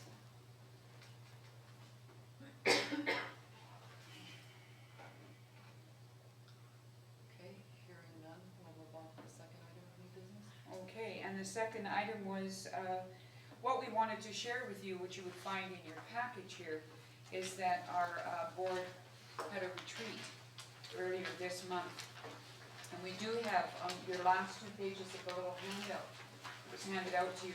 You see that what we were working with was the clarification of our existing mandate, the vision and the goals, and the direction for our future. So we've given those to you in the package, and part of what we'd like to stimulate is that you do take time to read them now, maybe converse with us, but also be entertained with the fact of maybe coming back to a meeting of which you would be maybe more involved in the discussion of how this is carried through by the membership. Is more its interest for you all than maybe lengthy and long drawn out discussions. Though I'm open to both. No, maybe not drawn out, but We are having Discussion. another meeting in the future to discuss that handout, right? yeah, we'll call another one. So don't feel you have to get through it all and have to understand it. I guess that's what I'm trying to like. You don't have to understand it all at this moment to have input into what's upon you. Would people like to have a couple of minutes to just read through this and ascertain whether they have any comments or not? Raise your hands if you'd like a couple of moments to peruse this. Well, it seems like only one person does. So in that case, I'll just ask, are there any comments or questions regarding this information about the board retreat or the direction that the society is taking as a result of the retreat? Any comments about that? Okay, I have 2 speakers, Roger, then Thompson. I don't see anywhere for actually making money or a plan to set down to say what you're going to do, a business plan. Did you have anywhere where you have a business plan? A business plan? At this moment, no. The business plan would be part of a potential new building. Until there's actually a potential new building, there isn't a business plan in terms of how much that building's gonna cost, what is it gonna cost to renovate, what is it gonna cost to run every month, and how are all those bills gonna be paid? And also in the programming, what programming is gonna happen, what grants are we gonna apply for, where is the money gonna come from? This retreat was more about a vision and not the nitty-gritty, sitting down and working out the financials, which has to be done before a new building is. The bottom line I've heard of all this has been money problems. That's the number one thing I've heard here. Money problems. Nowhere in here does it say answering anything about money problems. And in order for you to go ahead, you've got to understand where your money's coming from before you can go ahead. That's why banks ask you for your business plan. That's why these people should be asking, what is your business plan? How do you want to succeed? Nothing in here tells me you're gonna succeed. Yes, I can appreciate your words on that. That's why we want to encourage people to come to the meeting, that is a part of But creating that. once you sell this building and are going ahead with whatever you're going to do, that should have been part of your business plan. Not after. It all should have been one and all, not just have a business plan, I'm gonna sell a building, and then we'll discover what we're going to do. I think that's a little bit too late. Okay, I've got 4 speakers to go, and I'm gonna take them in order, and 5, and let's just say that that was a very strong comment in support of addressing the issue of a business plan as soon as possible, that's what I heard. And so I have Thomasine next. If other people want to address that first, I have a different issue that can be more important to address. Are any of the speakers, Charles, Tim, Frank, or Cheryl, going to address Roger's point directly? Yes. Tim is, Yes. it looks like you all are, in that case I'll take you in order, that would be Charles first. Okay, because Melody Wilcox had to leave, she asked me to make a couple of points for her, and one of them is exactly what Roger's been saying. She sees that it's an issue of paramount importance to have a business plan created. And she'd like to see attainable goals set that can be measured every year. And for myself, I'll say that when we hired Doty Niedermeyer, that was one of the things we advertised as a qualification for the job, as somebody who can do a business plan. In my years with the board, I have to say we've suffered from lack of business heads at the board table. Heavy on the arts and academic side, rather light in the business side. But I hear you, Roger, and I think it's important too, and we'll try and do better on that. Thank you, Charles. Tim? Good, so I just basically wanted to agree with something I've noticed in the press around the sale of the building, that I think in some people's minds, including my own, that has led to a lot of doubt about what's going on. It's great to have an asset that's worth $250,000. It's great to have the $250,000, great to find a new building. But if you don't have a plan, if people don't know what you're doing, how you're gonna raise money to support that, then it really looks to the community like that money is gonna go down the tubes. And I think that's a lot of people's worry. Because suddenly you have an asset, certainly a liquid asset, and we know how fast money goes. You know, and how difficult it is to sustain it. Now, I also, Charles' point about not being many business heads around here over the years has been correct, although I'd say in the first 5 years of this decade, the society did turn over $50,000 a year in profits when it wasn't hampered by the city and a number of other entities. And that it did put over $35,000 to $40,000 of renovations in this building in a 3-year period. And there was a business plan at that time. There was an approach to marketing the place and the vendor. And I think it would give the community and some of the doubters in the community a lot more faith in your process if there was a concrete business plan presented publicly.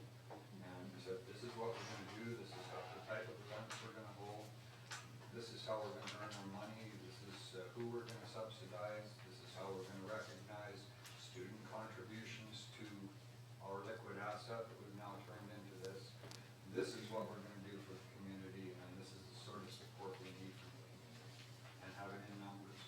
Because if you're just saying we're selling it, we've got the money, we're gonna find another building, if no one knows what you're gonna do, there's gonna be suspicions aroused. And it would have to be a solid business plan to get anybody's support, including the cities. You know, so I totally agree with you. Good comments. Cheryl? All right, while I am in agreement with everything that's been said in principle, the reality is that in the last year, a lot more than maybe is realized in general has been actually accomplished.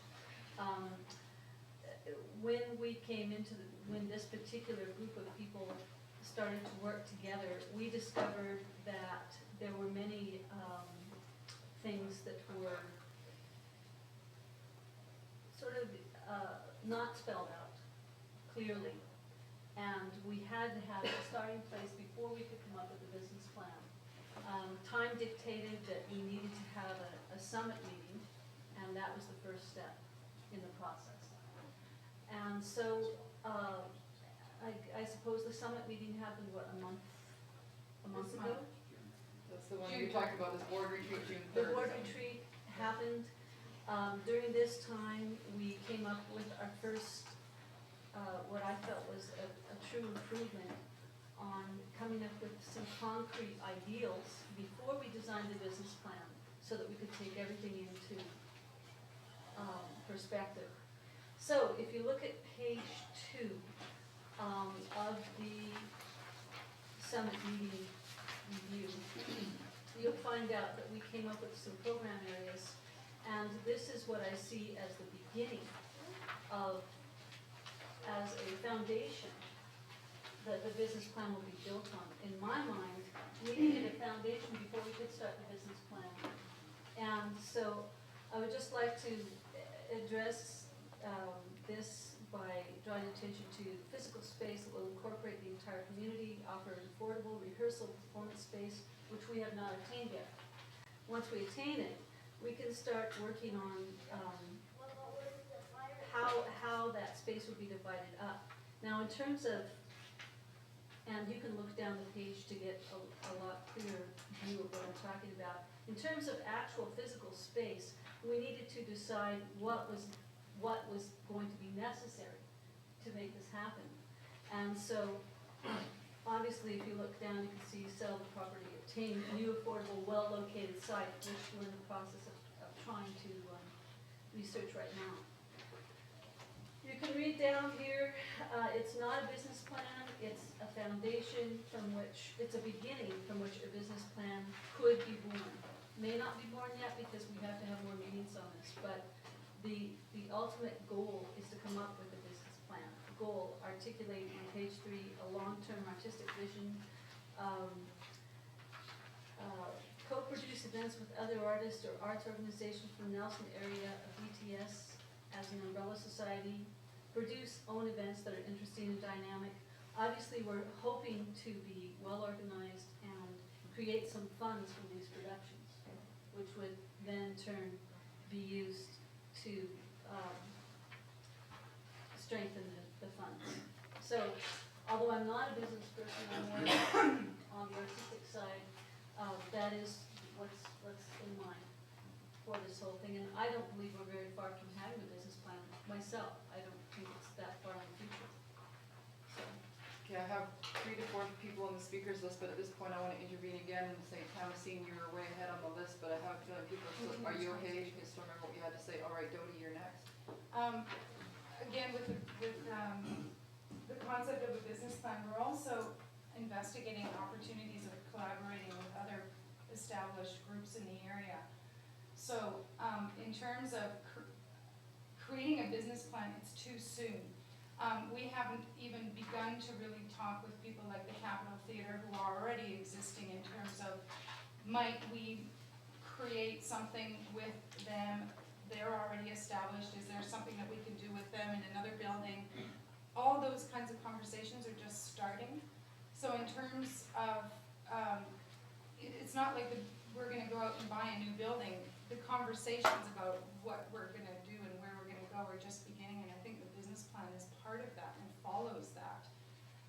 Especially if we are going in and looking at collaborating with other groups or other organizations that are already established, that already own land or have the potential to work with us. That would definitely change a business plan. So, Have to be part and parcel of one, but it wouldn't be your. yeah, it's a huge concern for me, especially because of, money sitting in a bank. I've vocalized this to the board. It's really important that, this money is separated and it be kept for, this building, and that it doesn't get leaked away into operations or whatever. And that is really important to the board as well. And I think it should be to the membership that, the money just, you just look at a building, go, oh, that looks great, let's buy it. I mean, we have a lot to do before that ever happens.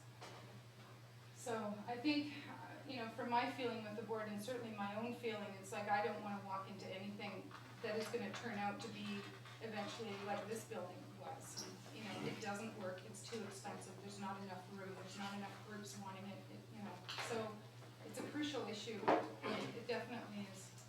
everybody should, have an interest in that. Right, It's a lot of money.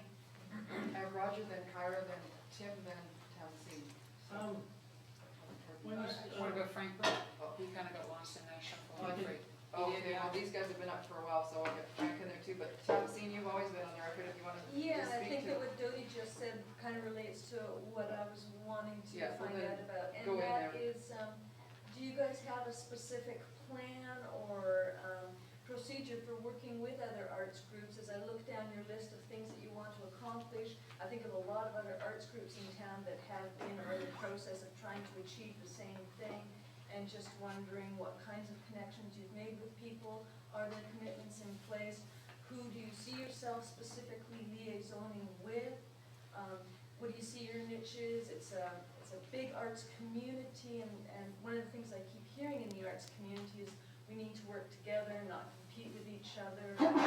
How has the society seen yourselves augmenting the unity of the creative community rather than splitting it, or everybody scrambling for your bucks that you now have, or whatever? Well, recently, personally, I've just had conversations with Marg Stacy from the Capitol Theatre, who had already plans or drawings and ideas in place about an addition to the Capitol Theatre that would be a black box theatre, that would be a multi-use space. So that was just a discussion, an informal discussion, but that has been a discussion. I've also spoken with someone from the art gallery committee about the buildings that they're looking at, the needs that they're having, what they're doing, what's going on with them. So those discussions are starting. Nothing has been formalized or determined, but definitely there is the potential to match up with other strong organizations. But no commitments at this point? Oh, absolutely not. No. And maybe just to add on to that, as well as the groups that Jyoti was speaking about, as well as city council, we've also approached and had a conversation with their arts and culture committee that did give us information in regards to the Gray building and the ideas and hopes that they had for the Nelson Museum, being able to come in and take over that building, and therefore maybe finding ourselves joining forces with them and finding a lot beside that Gray building appealing to possibly do something. So things are just, as Dodie said, they're just starting to get into a conversation. No commitments have been made. We're open for more and more in-depth conversations, which we hope that lend to those that have had some of this business planning experience to liaison and interlace with is the intent. Due to the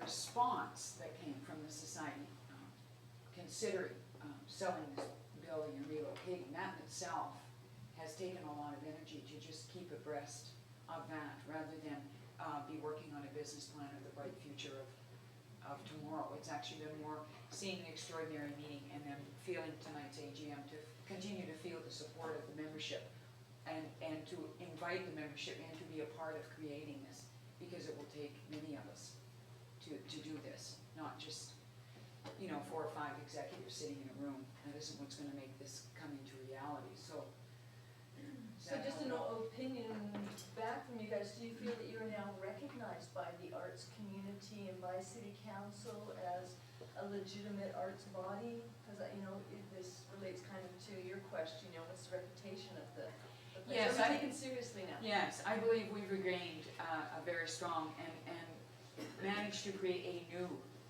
reputation, actually. And with particularly the people that have had problems with the student society umbrella and that. So over the course of the last few years, I have noticed the reputation is coming back more in a favorable rather than unfavorable. Paying off of bills that those things magically meant quite swiftly for groups that have been, of course, standing in that way, that at least were accountable. And also from the city itself, the feeling that I got from them, when they definitely were showing us a sign that they were enjoying the maturity that was sitting at the board level. So that is heartening, and that has really been one of our individuals that hasn't really appreciated the society. So So Would that's that been, be the- that's been a big one. Would that be the city's, Donna and Dave and them, their group you're talking to, or the whole city? We went forth in front of the Arts and Cultural Committee, so it was just a partial, if you mean Okay. councillor representation, yes. So that's. At that time, that's who So it's the, not the whole council? no, the administrator didn't see to put us in front of council, actually, at that time, Roger, she put us in front of a committee. But you could have asked for that and they would have given it. We actually asked for, Roger, and what she gave us was a seating in front of the Arts and Cultural Committee, not in front of the full city council. Yeah. We did levy a question as to why. It was a timing factor, we were told. Which Yes. is, pardon me. Well, I'll keep that quiet. Roger, was that your comment, or did? No, I have Go ahead. The capital, like, so I'm seeing here, plan development for use of space. I've gone through, the high school being built, the daycare being built, a Capitol Theater being built. I've been through all these things, and the cost, when you say you wanna put something in for, piano, 120, 200 seats, the costs are exorbitant because of the sound factors, what they did at the high school, et cetera, for sound, et cetera, the costs are incredible, okay? I don't know if you realize that. Child care centers, what we have to do now for laws to put in a child care thing is, there again, what you have to have in place, what the laws are saying right now. See, this is all part of that business plan, okay? And it's almost like, to me, a dream, okay? It's almost like a dream. You talk about the Capitol Theater. Well, the Capitol Theater still gets money from the city, okay? They still can't make it on their own. Correct. And they are basically full or being used all year round, and they can't make it, okay? If you don't have a place right now to go, and you gotta use other places, that means you gotta rent. Now, I know a lot of places, even like say the Capitol, that they don't make enough back. So I don't know how you people are gonna make enough back. You can do it, I guess you can do it, but they're getting your business plan. Another good thing is, what I would like to see, personally, the library from DTUC, the roofs are leaking, everything's going downhill. What should have done is this building should have been handed over to them, to the city, to move the library here. If you have a proper business plan, you could go to any bank, any place, and get the money, because I've done it myself, and it's not a problem. With a good business plan, they will accept it and say, yes, run with it. I don't see it. And what I'm seeing here is, the money, once it gets out there, inadvertently, even my household, if I have to dip into something to make it work, you dip into it. And to see that you're going to put all these things together, and I don't know what your timelines are, but to put all these things together to say that they will work, what I'm saying to you is, I hope you give yourselves 1 or 2 years to see if it works. If it doesn't, you better take a hard look at what you've done, because this city, I've grown up here, this city does not like what will happen with the monies that has gone out the door that could be done there. If you go 2 years, give yourself 2 years, say, look, it's not working, put it towards the campus or give it back to the city. I appeal you to that because I talk to a lot of people, and it's very sad when they see what's going on here. And I could see where, if the business plan would have been in place, I could probably live with it, but I don't see it. And to rent, to do anything costs a lot of money today, and I don't see it. I don't see it making any bounds. If the Capitol Theater can't make it, and their productions are every week, etc., and they can't do it.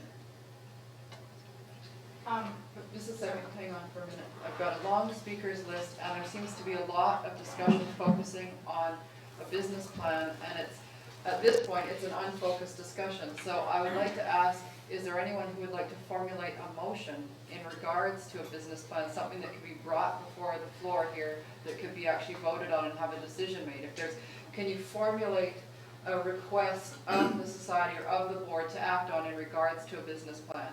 So maybe as we move on, so anyone can answer that question at any point, but I'll just move on with the speakers list, and if anyone can come up with a motion, I'll allow you to do so and have the floor in order to formulate something that can be addressed more specifically. Because clearly this is an important issue and people are speaking around it in different ways. The next on my list I have is Kira. Okay, I would like to just say that I think to summarize where the board is at this point is they are doing research for the business plan. I wrote a business plan as a one-person operator. It took me 4 months to write it, research it, and get it happening. And that was with sketchy marketing research. And I still managed to get myself a grant and so forth. So I'm saying that it takes an incredible amount. If you're looking at the scope of what this place is trying to do, a business plan, I would not be surprised if it takes you 6 months to 8 months to get the basis of it, research enough stuff so that when it looks on paper, the business plan tells you, is this a good idea to do or is this not? And it will clearly tell you, if you answer all the questions of a business plan, it will, black and white, tell you whether it'll succeed or not, right? As to, I think it was clearly stated that it was 2 years was the sort of goal line. So I think that has been addressed. Also, as for renovations for sound, depending on the building you have, I'm a recording studio designer and engineer, and depending on the buildings you have, it does not have to cost you a great deal of money at all to do it. In fact, a building like the Cattle Ranch is perfect for something like that due to sound because of the thickness of the walls, the nature of the building. So it doesn't need to cost a great deal of money to do it.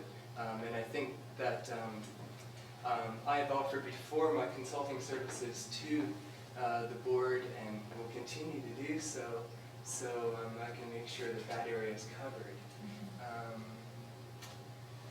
I think that's about it. Great, thank you, Kira. Tim, I have next. Just a whole diverse bunch of stuff. I tend to think the business, like I'm nervous about it. I see you've got this vision. There's a whole bunch of people who are obviously organized, and I think that's great. It's more organized than I've seen it in years up here, and I think that's, you really should be congratulated for that. I disagree with the direction you're going in with it, mainly because I think we're taking a huge risk, and I really do tend to think when you look at the history of the town and its support of arts events, the only way this place actually survived financially was when it was operative as a bar. That's being frank. That's bottom line. That's where the money came from. You lose the liquor license and have it curtailed like it has been here, you're not going to make money here unless you had alternative proposals. And because it doesn't seem many of them have been entertained because of your vision, which is a good vision. I'm not against the vision. I just think there's other ways that you could do it that would be safer for the asset, because you've got to remember that 30 years of people put a lot of time into this place and had a vision as well. Now that vision has been replaced by a new one, and I'm not going to fight that, but nevertheless, I think 30 years of people's volunteer efforts, there's bigger responsibility with that asset than just saying, oh, lucky us, we've got a chunk of money and now we can move it downtown and have it dwindle away. Like you pointed out, I don't see the Capitol Theater covering their own assets. I don't think they're going to be able to carry a liquor license downtown. Even when we were successful up here with that, we had the liquor inspector sick on us every month by the Civic Hotel and the Royal Hotel and other businesses who were undercutting certain nights of the week, and they didn't like it. They heard it. Now, you've gotta show on paper how you're not gonna lose that money, how that asset is going to be retained into perpetuity, and how it's gonna benefit the people and the community that handed you that asset, whether it was through disorganization or bad reputation or whatever. That was handed to you. And there's hundreds and thousands of hours of community effort here. And so you're responsible not just for $250,000. You're responsible for 25 years of people who wanted that retained for something. Your vision has preempted the old vision. But where's your vision going? I mean, it's great. It's great to say we're going to organize, we're going to have this arts event, that arts event, daycares, this and that. But you got to show us on paper, the whole community, the fiscal reality of how you're going to do that, how that $250,000 isn't going to be $200,000 next year, or that you're not going to end up in the same position with a big empty building that's not, you know, you talk about the jam factory down there, the cattle company as a attainable place to go. And yet, I remember when Dean Warren ran it in the 1970s as the jam factory. There were arts events there, there was an art gallery there was a restaurant there, and it was really nice looking. But he went broke, he had to get out of it, he had to sell it. And so, what this fellow over here is Do saying. they have the information as to why he went broke? Because it didn't fill up with people, and he advertised and he pushed it, and he was a very competent businessman and organizer, and he went on. We already So- looked at it, and we already turned it, we already said no, just because Yeah, but I'm not it's just too talking big. about one building, I'm talking about wherever you relocate, you'd better, before you know, you're gonna have this fluid asset here that represents thousands of hours of people's contributions to this community, that they wanted to see permanently joined to this campus here. I don't feel you've explored everything.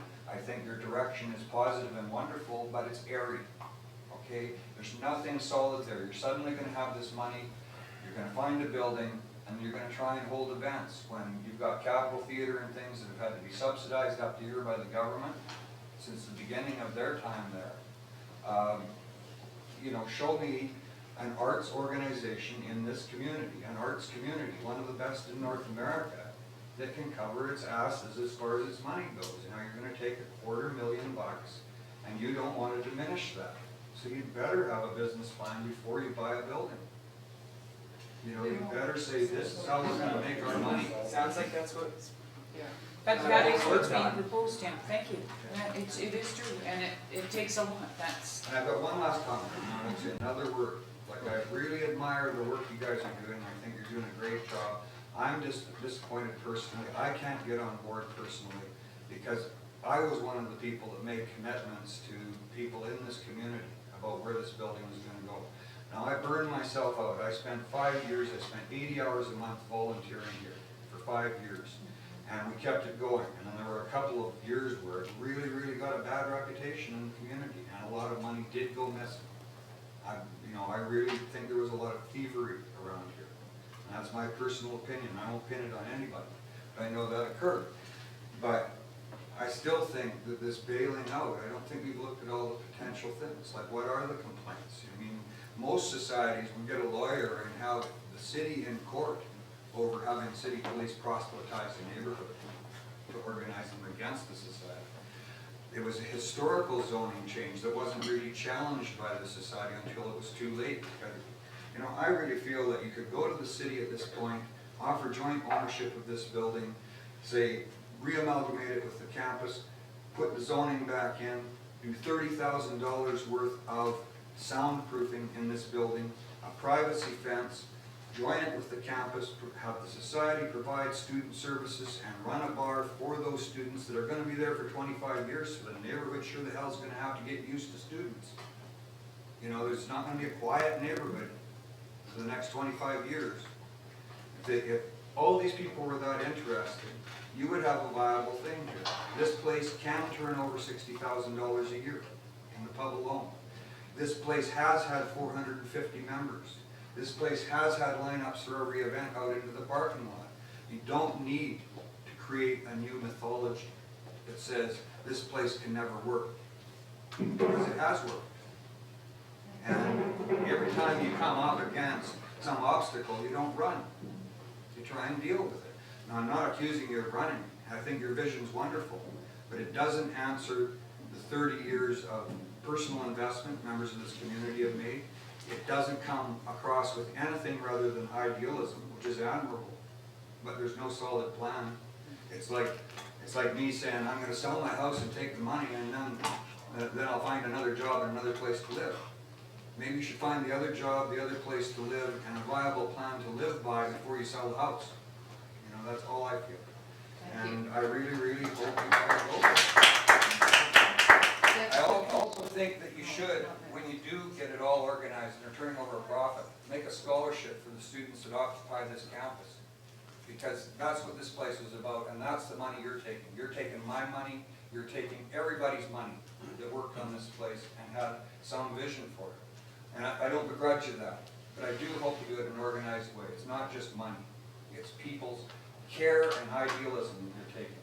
So don't blow it out, you know, the back door. You know, I really, really hope you do something good with this. Thanks, Tim. All right, I have 3 people waiting to speak. I have Frank and Cheryl and Dodie. And it's also getting late in the evening, and I've been allowing discussion to continue because it's really important and there are contributions to the discussion. I will ask that speakers who are speaking from now on, please try not to repeat information that's already come forward. It's been recorded in the minutes. And also please bear in mind that this whole issue of moving forward from the board retreat of June 3rd to the next stages of planning is going to be the subject of a meeting which will be called shortly. And the other thing is that I believe, even though it hasn't been formulated into a motion yet, I heard, and I hope you heard the president restate back to, I think it was our last speaker, the commitment to developing a business plan prior to committing funds. That's what I heard. So that information will also be in the minutes. So just if you're going to, We make that motion? you can make it. Would you like to make a motion? All right, then the motion is that the society will develop a business plan prior to committing to the disbursement of the proceeds from sale of this building. The society I'm will gonna make an amendment. Go ahead. Yeah, sure. Yeah. I'd like to make an amendment to make a business plan before you sell the building. I second it. I don't know if that's possible at this point in time, but That's not what she said. She said you're going through, both said they were going through the little nitty-gritty stuff, which means you can nullify a selling point to a person. well, I personally don't have that information, Roger. All I know is that. Well, that's what she said. Both said that. Here, Donald. Actually, Roger, I didn't say one way or the other. I reiterated the words that I chose. This building is up for sale. We are now in sensitive negotiations with our purchaser. Those are my words. So, Yeah. But you can't make a motion to make a business plan before the building is sold because I'm too late already, for that. yeah, that's what I'm trying to make them understand. The deal has been signed, it's just there's negotiating happening on minor details. that's what we wanted to hear. Oh, so it's sold. That's right. Could be. It's very nice that people are forthcoming here, rather than, at your annual general meeting, keeping little secrets. It's not a secret. Well, Still it isn't now. issues She's the first person that's clearly spoken that the building's sold. Okay, There's some information problems happening Yeah. Yes. right now. Okay. We're drifting, and Yeah. I'm very concerned about what's going on right now. It seems like miscommunication is taking place. So, what can we do to sort of pull it back together and get on with the business at hand and All right. clarify the things that are, the questions that are going back and forth? right. The building has been up for sale. It has been sold. We are in negotiations with our purchaser right now over the sensitive issues of which tenants, whom are personally now allowed to stay within this building, what our agreements with the tenants will be. And I have been encouraged that information I am not available to discuss with you right now, okay, because it is in negotiation form. When that information is available, it will be made available to people. But at this present time, I'm unable to speak to that. But that's irrelevant to the fact that the building is sold, whether these people stay in here or leave, the building's been sold. Okay, if I can just clarify one thing, the sale is imminent, however, everything is at the lawyer's office. And we are not making a statement that the building is sold, that is not an announcement, but the sale is imminent. It's in And process. some small, not small, but sensitive negotiations. The deal has been accepted. Yeah. So it's not really, it can't be rescinded. So in fact, so. Okay, I think that's the point that needs to be clarified at the moment. Tim, I'll take this if it's brief. Yeah, it's just her motion. Yes. Perhaps an amendment to her motion, I don't know how it would go, but that the assets, the cash assets from the sale of the building do not be touched for any purpose until you have a legitimate business plan approved by the membership of the society. For the Approved use by of the membership of the Of the society. society, yeah.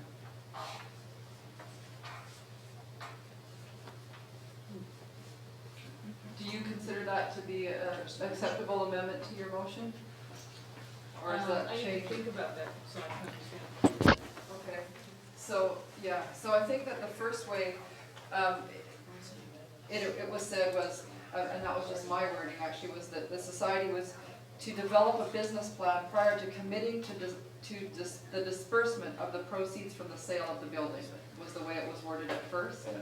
And now it has been amended in a way that first reverses the order of things. It basically says that the proceeds from sale of the building will not be dispersed until such time as the business plan has been completed and approved by the society. There's a whole bunch of stuff there that I don't understand, because I'm not been involved in this process. I don't know if any of those funds are needed in order to produce a business plan. So I can't. They may be, they may be. That's it. Because we need an operating budget. We're still gonna need a budget in order to get all of this facilitated. There is a budget right To now, reach that. an operating budget that's become a deficit, is it not?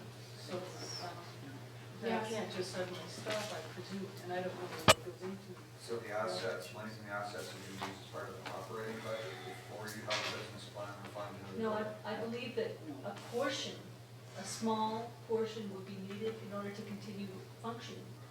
Well, the large portion is several small portions put together, and that's the danger of dipping into that sort of funding. Well, I don't think you from could That's not the intention though, because we're not gonna have the overhead. Oh, it's not. We have right now. Oh, hang on, order. It's okay, Cheryl, wasn't you that was out of order. Okay, hang on. At the moment, we're trying to draft a motion, but there were some salient points raised, because I know at this kind of meeting, there's no point us going through 3 different motions and then deciding which is the one we like best. I think it probably makes most sense if we work as a group to develop a motion that is going to work and make sense and be reasonable to vote upon. Do people agree to that concept? We'll try and formulate one motion that pretty much succinctly summarizes at least a question that can be put to the floor. Okay, Thompson, you wish to speak to that? Yes, possibly the motion could be amended that with the cash from the sale that could be invested in some kind of fund that would give a return on it, that could be the operating expenses that you would use to develop the fund so that you don't diminish your capital and you operate off of any investment off of the capital. I agree with that. That's the sort of, that's the beginning of a business plan. I mean, you're suddenly gonna have this lump of money, and I'll tell you, any lump of money goes like that. If you don't protect it in every way. I certainly agree with that. Okay, so it sounds like I'm gonna work on a motion that just tries to say that, so you can. Just to let you know that we are dealing with people in financial institutes that are well versed in this, that the monies that the society has received in sale of the house is sitting in such a group as such. So it's not as if the society is claiming that we don't have much business sense and we're sitting here making dreams and ideas about what we're going to do with our money. We do have some very legitimate and recognized individuals who are dealing with our capital that has come. And if by this evening, by not having the word at the beginning, first item of new business is that this building has been sold, and may I stand corrected on that? Okay, if you seem to think I was holding something back or whatever, that was not my intent. My intent was to let you know that due to the fact that negotiations are still going on, that I wanted to curtail discussions in areas which I couldn't answer your questions, because I am in. Yeah, but nobody asked those questions. All the question was, is it sold? And basically those other relative things would not make or break the deal. Right. Thank you.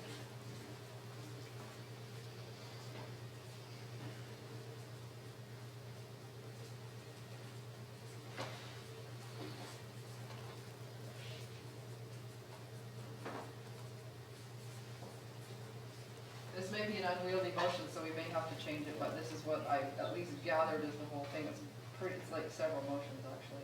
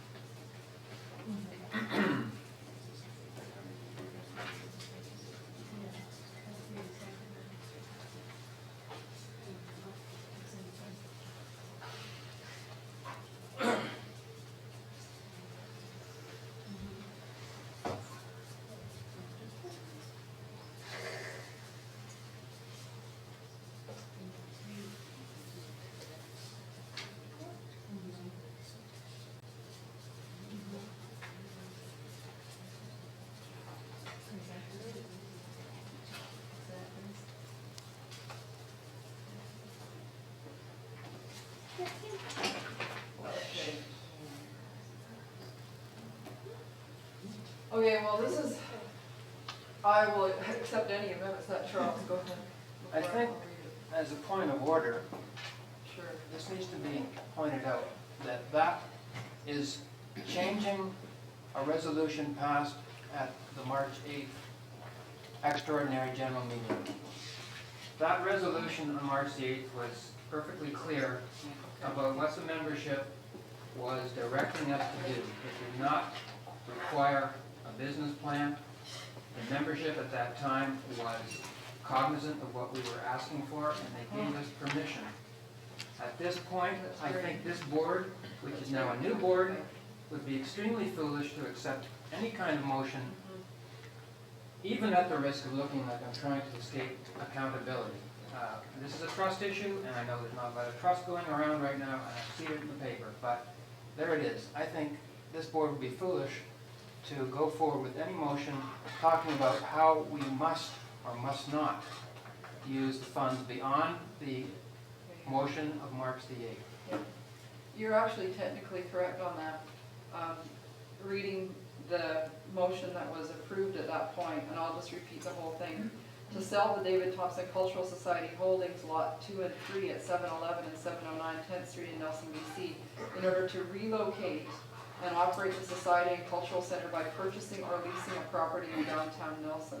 The proceeds from the sale of Lot 1 at 723 10th Street, Nelson, BC will be used to relocate and operate the David Thompson Cultural Society. The purchase or lease of the new property must be completed within 2 years. Failing a purchase or lease within 2 years, another extraordinary general meeting must be held to determine the use of revenues. So I just want to tell you at this point, because what I'm hearing is there's a lot of will in this room right now to actually request some kind of shift in that, but there's actually not the process to do that. So I'm going to need to indicate to this group what that process is. And I don't know if I have all the information. It might be in the Societies Act. What is going to need to happen is that you need to convene another extraordinary general meeting in order to do that. And if you want to be expedient about it, you might use the actual goodwill that's in this room, not the, because actually I sort of feel that there's a lot of common ground been stated tonight in terms of a sincere interest expressed all the way around of wanting to make this thing work for everyone. and doing our best using the unwieldy process of meeting minutes and so on in order to do it. But I think not wanting to be thwarted by that. So you might want to combine it with the next phase that you are going to have of this visioning process to take it closer to a business plan. But at that time, structure it so that it could also involve some decision-making elements so that this can be incorporated. And so I would suggest that that be charged to the directors of the society to take this back, the clear, body of discussion at this meeting, and to structure and call for an extraordinary general meeting that addresses that. I know I haven't put that out very as succinctly as this motion, but we're sitting here with a motion on the floor that whether or not it's voted on, there's a lot of discussion that says more or less that. I mean, I think people can kind of read a lot of the feeling in the room, and although it hasn't boiled down to actual direction at this point, it sort of seems like this might be called for. Now, I might be saying too much, but that's sort of what I take from this. Well, I move that the membership direct their board to hold another special or extraordinary general meeting, specifically to address the kind of business plan the membership wants to see and the kind of limitations they want to put on us. And that general meeting be held before the end of this year.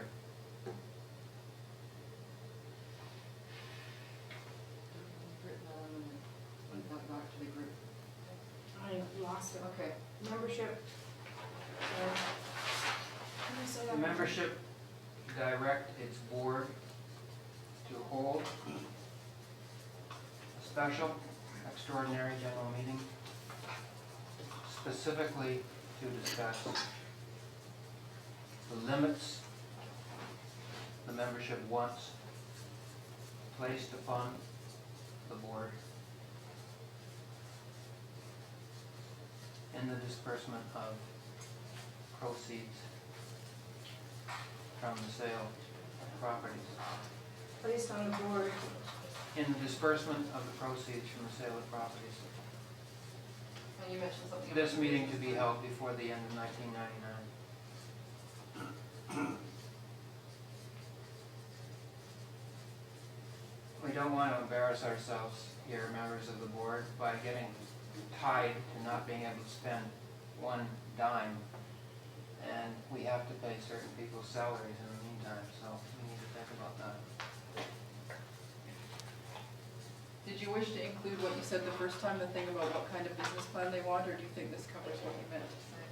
As long as the word business plan, Well, that's not in your latest motion, but it's not. but that can be discussed at the meeting. It's not gonna happen anyway, that we're not To gonna have a discuss, business plan. do you want to discuss a business plan for the society, and that's what you said the Yeah, first time. yeah. Is that what you would like to say? To discuss A business plan and the limits? I'm asking Charles. to discuss and approve, and let's call it a preliminary business plan. Now, I haven't got a clue about what it takes to put a business plan together, but I've heard from people who I trust that it takes a long time. So it will probably be preliminary when we come up with it by the end of the year. After all, we're halfway through the year. But we will take that very seriously, I'm sure.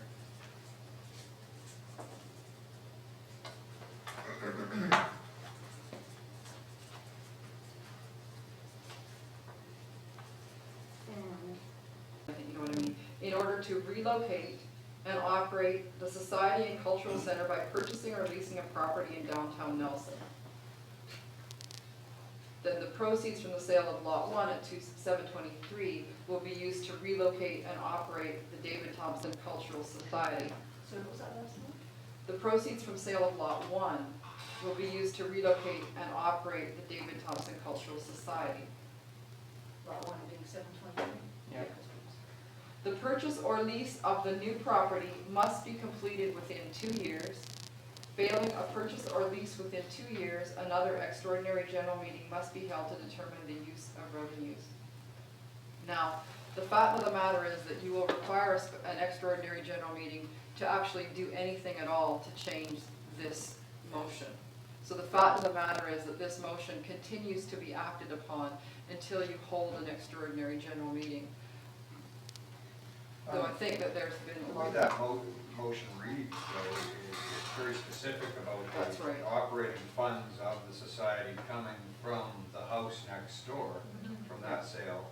And it's very specific about the sale of this building being used That's right. and applied only to the purchase of a new building. That's right. So Charles's proposition of taking wages out of that money, that isn't covered by that motion.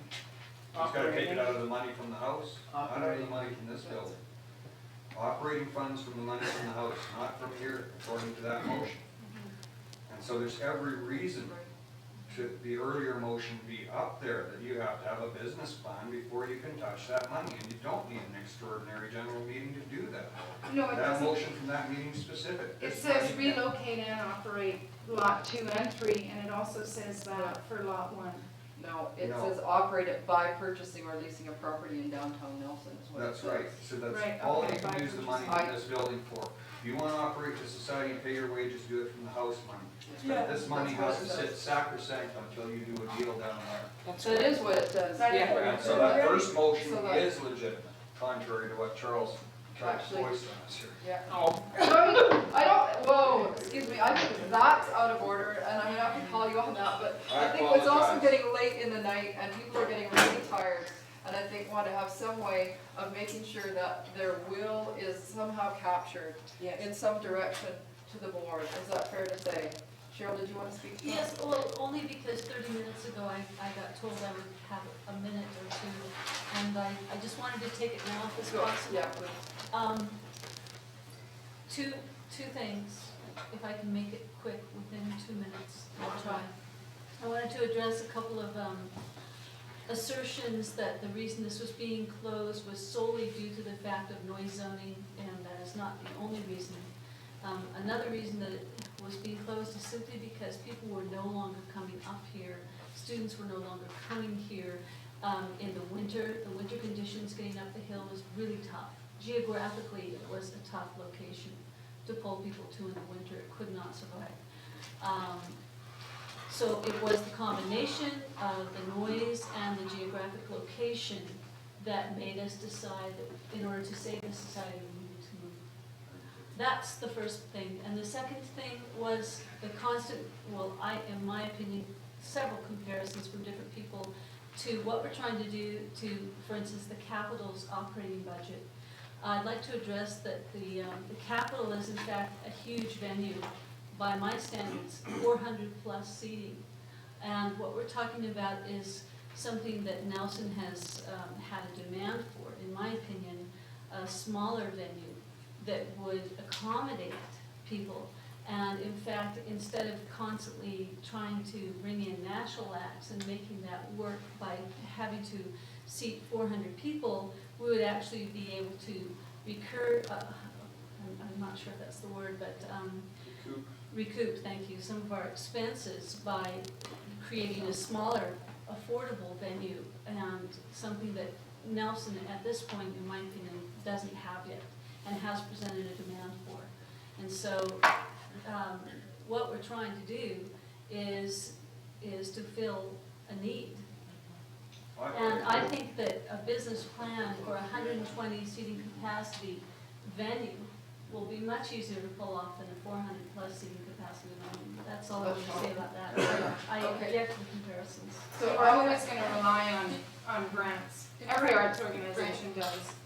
Did you ever get to say what you wanted No. to say? I think that, like, I really didn't have anything concrete to say, except that the reason why I did sit on the board is because I come here representing another organization who's interested in involvement based on March 8th. If that changes, I can't say as they would or not. So I'm gonna withdraw and wait to see what happens after all this gets sorted out. And maybe they will, maybe they won't. But that's why I didn't sit for the board, and that's why we're gonna withdraw it now. Can I ask what group that is? No, you can't. They asked me not to. But they bet enough money to keep you afloat.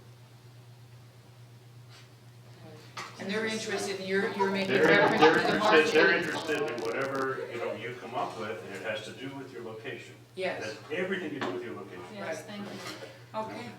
If you put it across the street, we won't come. Right. Thanks for that. Okay. No.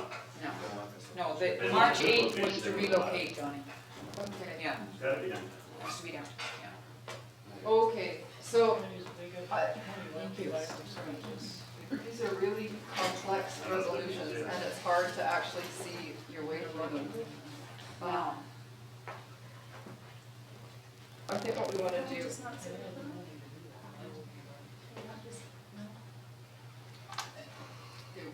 let's speak to this motion on the floor because I think that we still have to bring this one back because I think that, this is just a mess. This is a real long, messy resolution, this one that was made on March 8th.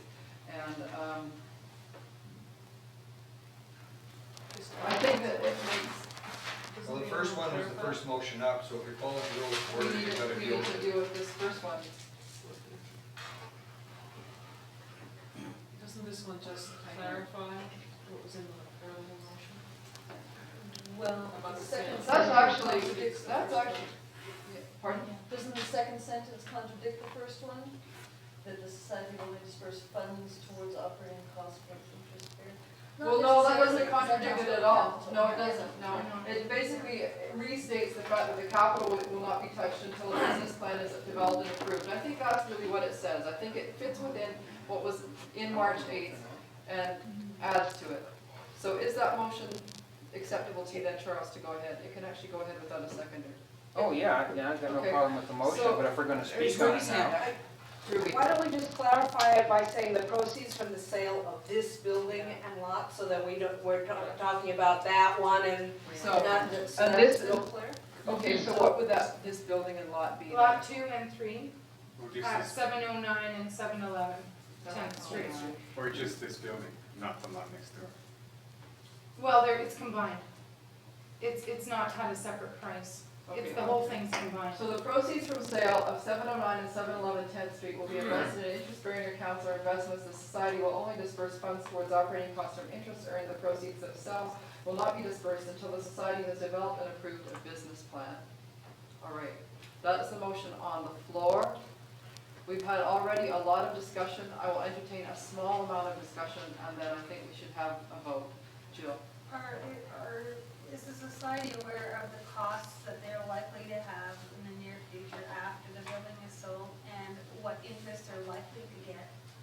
I mean, do they have the information that they need to make this decision? May I speak to I that? think we're cool. Okay, we're already doing this.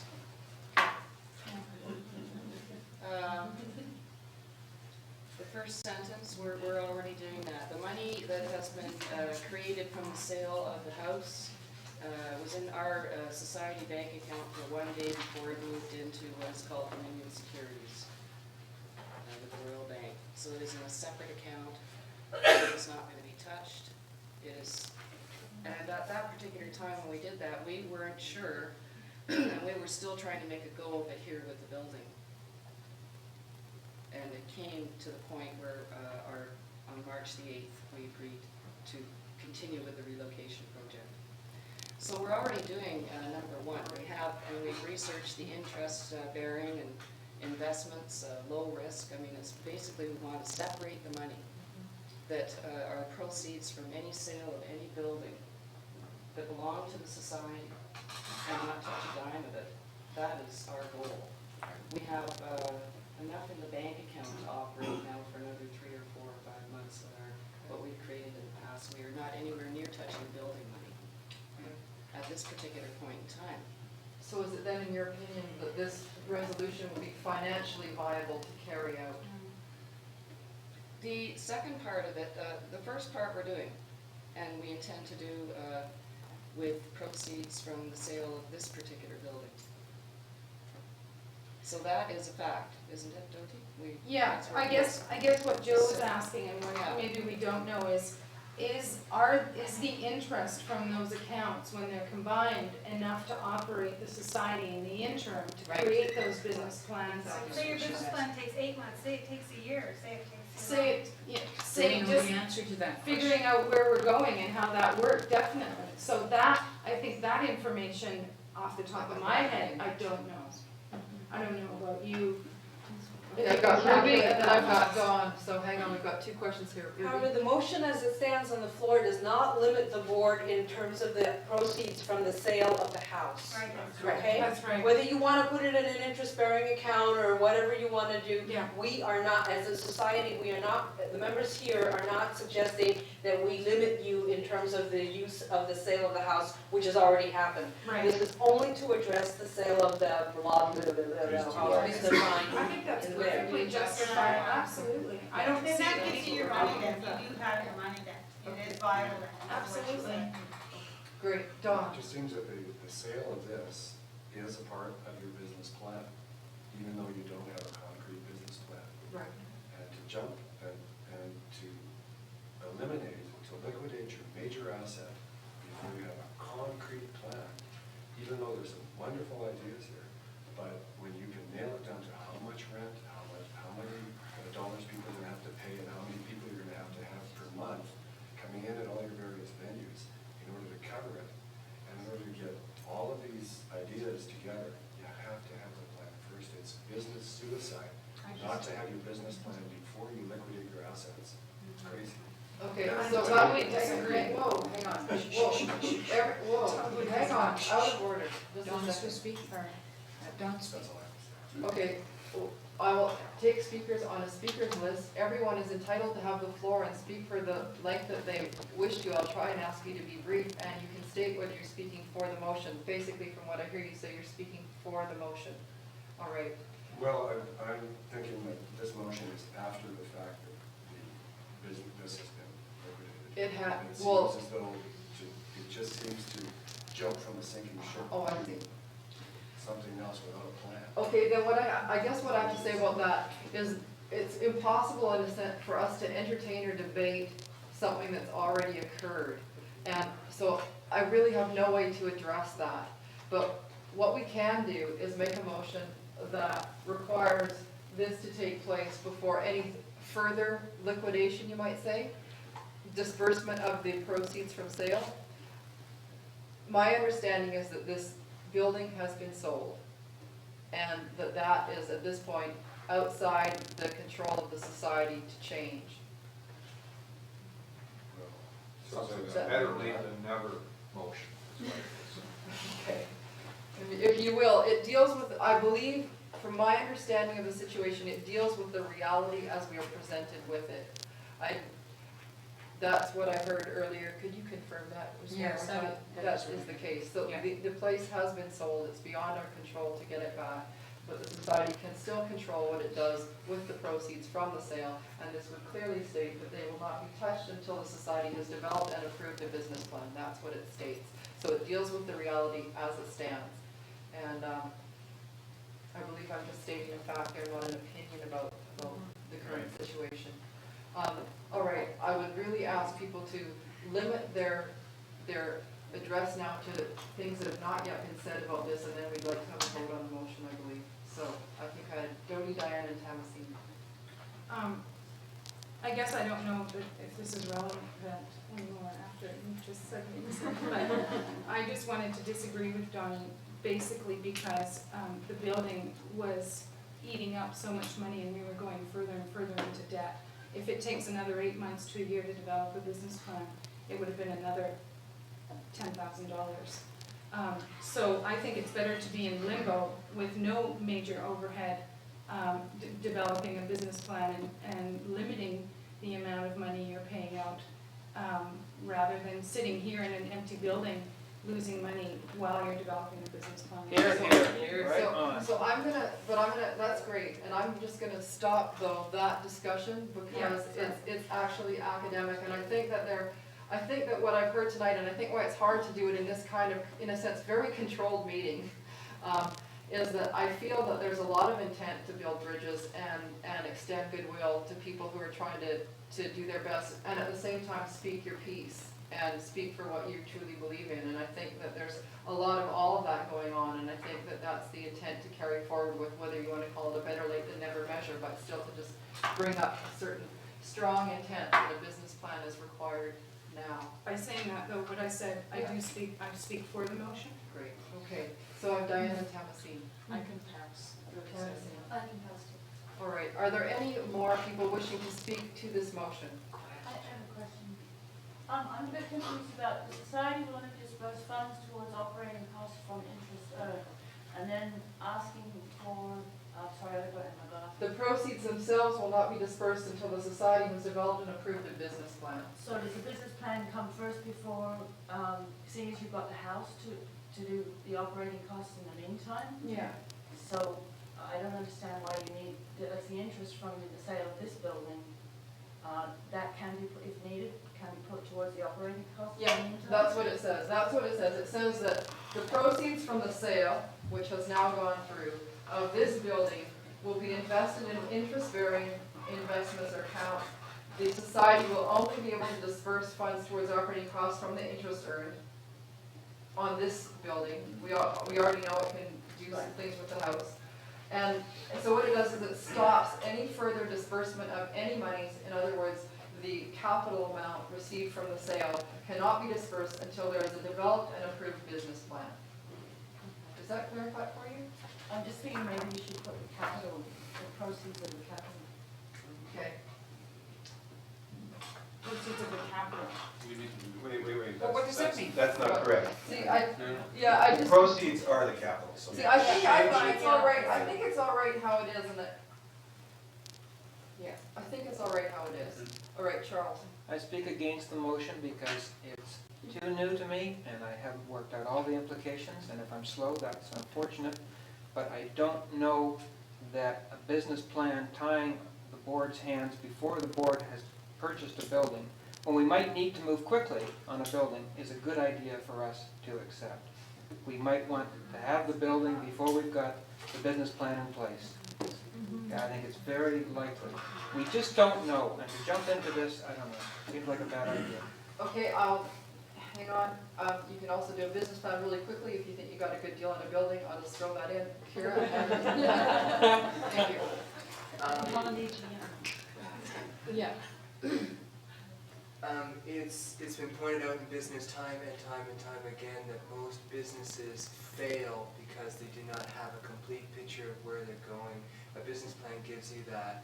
And yes, there is sometimes extenuating circumstances where something has to be left upon to get that to happen.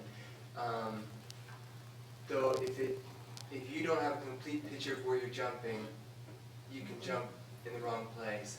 So I'm for the motion and having a business plan in place before perhaps you do anything with it. Okay. Yes, I agree. Yeah. What's that? Oh, Julie? I just wanted to say that I really appreciated Timothy and Roger's comments and yours as well, Kira, as a past board member that put a lot of time in here some years ago. I have some concerns about the assets of the society, and I'm totally in agreement with something like this, so that it does give us as the members the feeling of accountability and maybe for more dialogue in the future. Thomas? And I appreciate Charles' concern about the loss of an opportunity too that might come up. But I think opportunities come up more than once. If one got lost, another one would present itself, I'm sure. Anyone else? I just thought of something else. Okay. Well, the March 8th resolution allows us to lease. That's a disbursement. This will stop us even leasing without a business plan. We might want to lease next week, you know? I just don't like the limits it's putting on us. I really don't. It's just too unthought out for us, for this new board, to know what all this might mean on paper, with people breathing down our neck making sure. but if we did wanna lease, is that not something we could bring back? I mean, even if you did wanna lease, you would wanna put together some kind of a plan, sorry. Yeah. Okay, and that's okay. And hang on. Jill, were you in line to speak? I have Jill, Thomason, then yeah. Lars. I was just wondering, like, I mean, it is getting late and it's difficult, and you don't wanna be thinking that you're limiting yourself by getting a motion because it's like 10 o'clock and you wanna go home. Right. The other thing is, can the house money, for instance, be used for an eventuality, the first house be used for an eventuality like Charles was suggesting? That you can secure a building with that, have another extraordinary meeting, change this thing to the way you want it, or whatever, I don't know. I mean, what are the options? I don't know, there's probably hundreds of them, and I can't think of that many right now. But the thing, I guess, the main thing that I'm trying to say is that I think Charles's point, which I'm hearing, is you don't want to be limiting yourself by this motion, but you do want to be protecting your assets. So it sounds like that's what a lot of the concern of the community has been, from my point of view. It's just hearing you and saying, what are they going to do with the money? You know, is this money just going to trickle away? What's going to happen with this money? What are they really doing? And so it sounds like this motion is addressing that question in some way. But we don't want it to be tying the society's hands either. That's just the final way going. Thomason, Donna, Cheryl, Diane, and Ruby.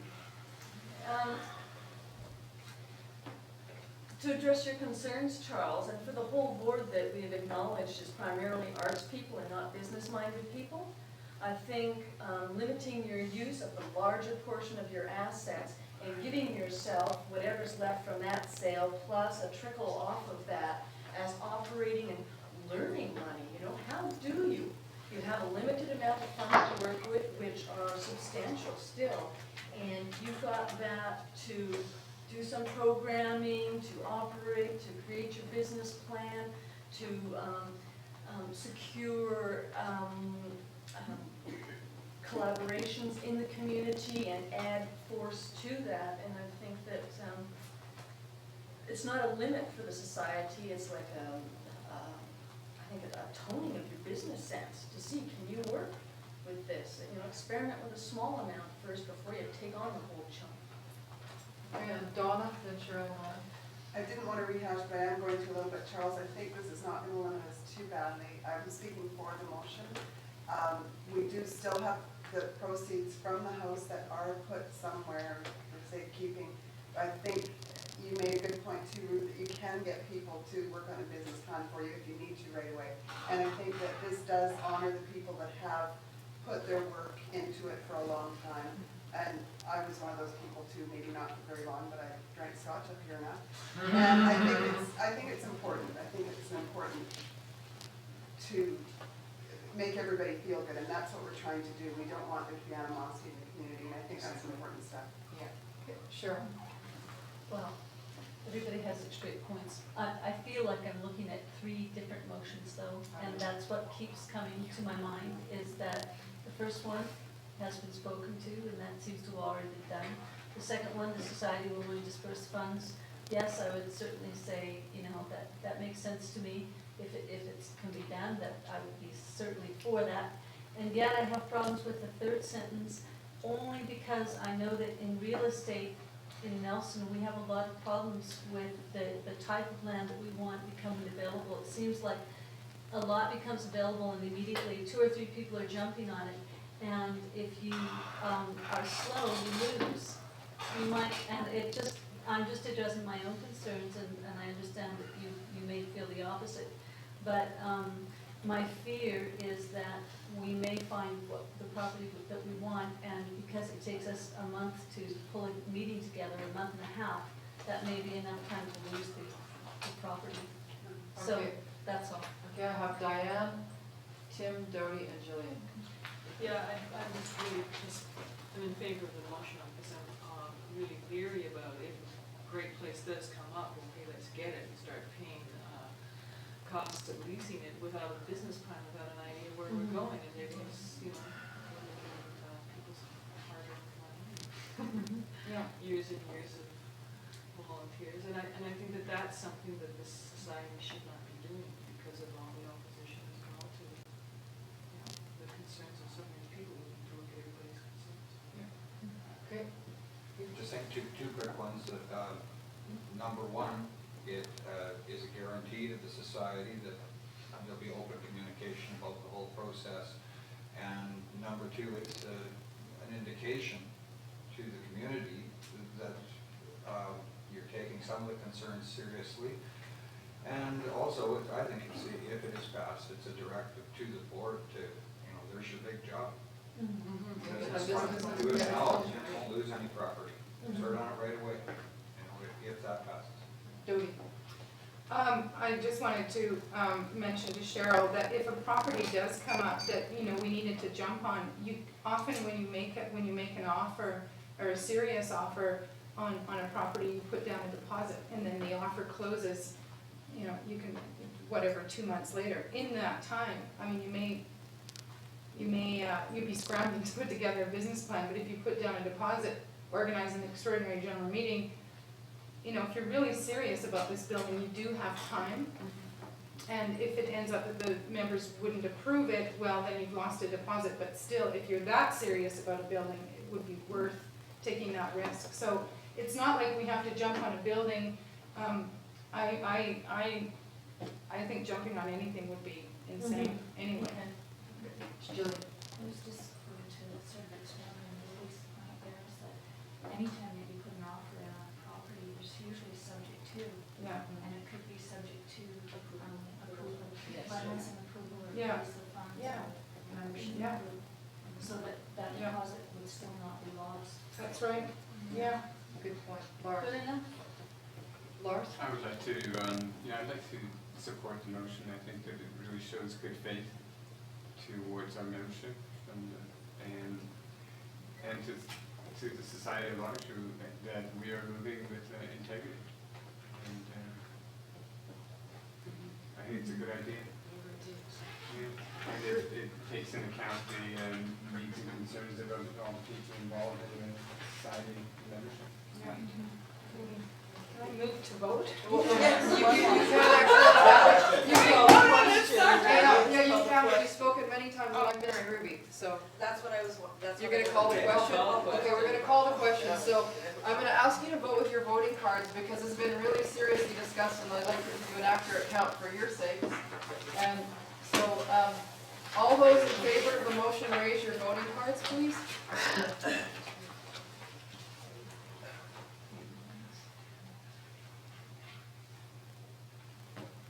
That's 22, anonymous. And unanimous. no, it's not quite. Not quite, put them down, please. All those in opposition to the motion? 1. All those abstaining? Okay, the motion passes. Abstaining, Phyllis? 0? No abstaining. Okay. No abstains, that's right. So, I'll write this one down. So, I am duty bound to, Charles, I hope you'll be really kind about this, but you had a comment that had been raised that you wanted to bring up for new business. So it's 10:10, and do you really want to bring it up? We actually, the society demands that there be a vote to bring any more business forward as new business, so, maybe we could just say, does the society vote to bring forward no more new business? Yes. Yes. Okay, then in that case, I'd like a motion to adjourn, please. I move we adjourn. Second? Oh, no, we don't need a seconder. We're adjourned. Thank you. I'd like to thank Ruth Beck for sitting as the chair for this evening for our AGM.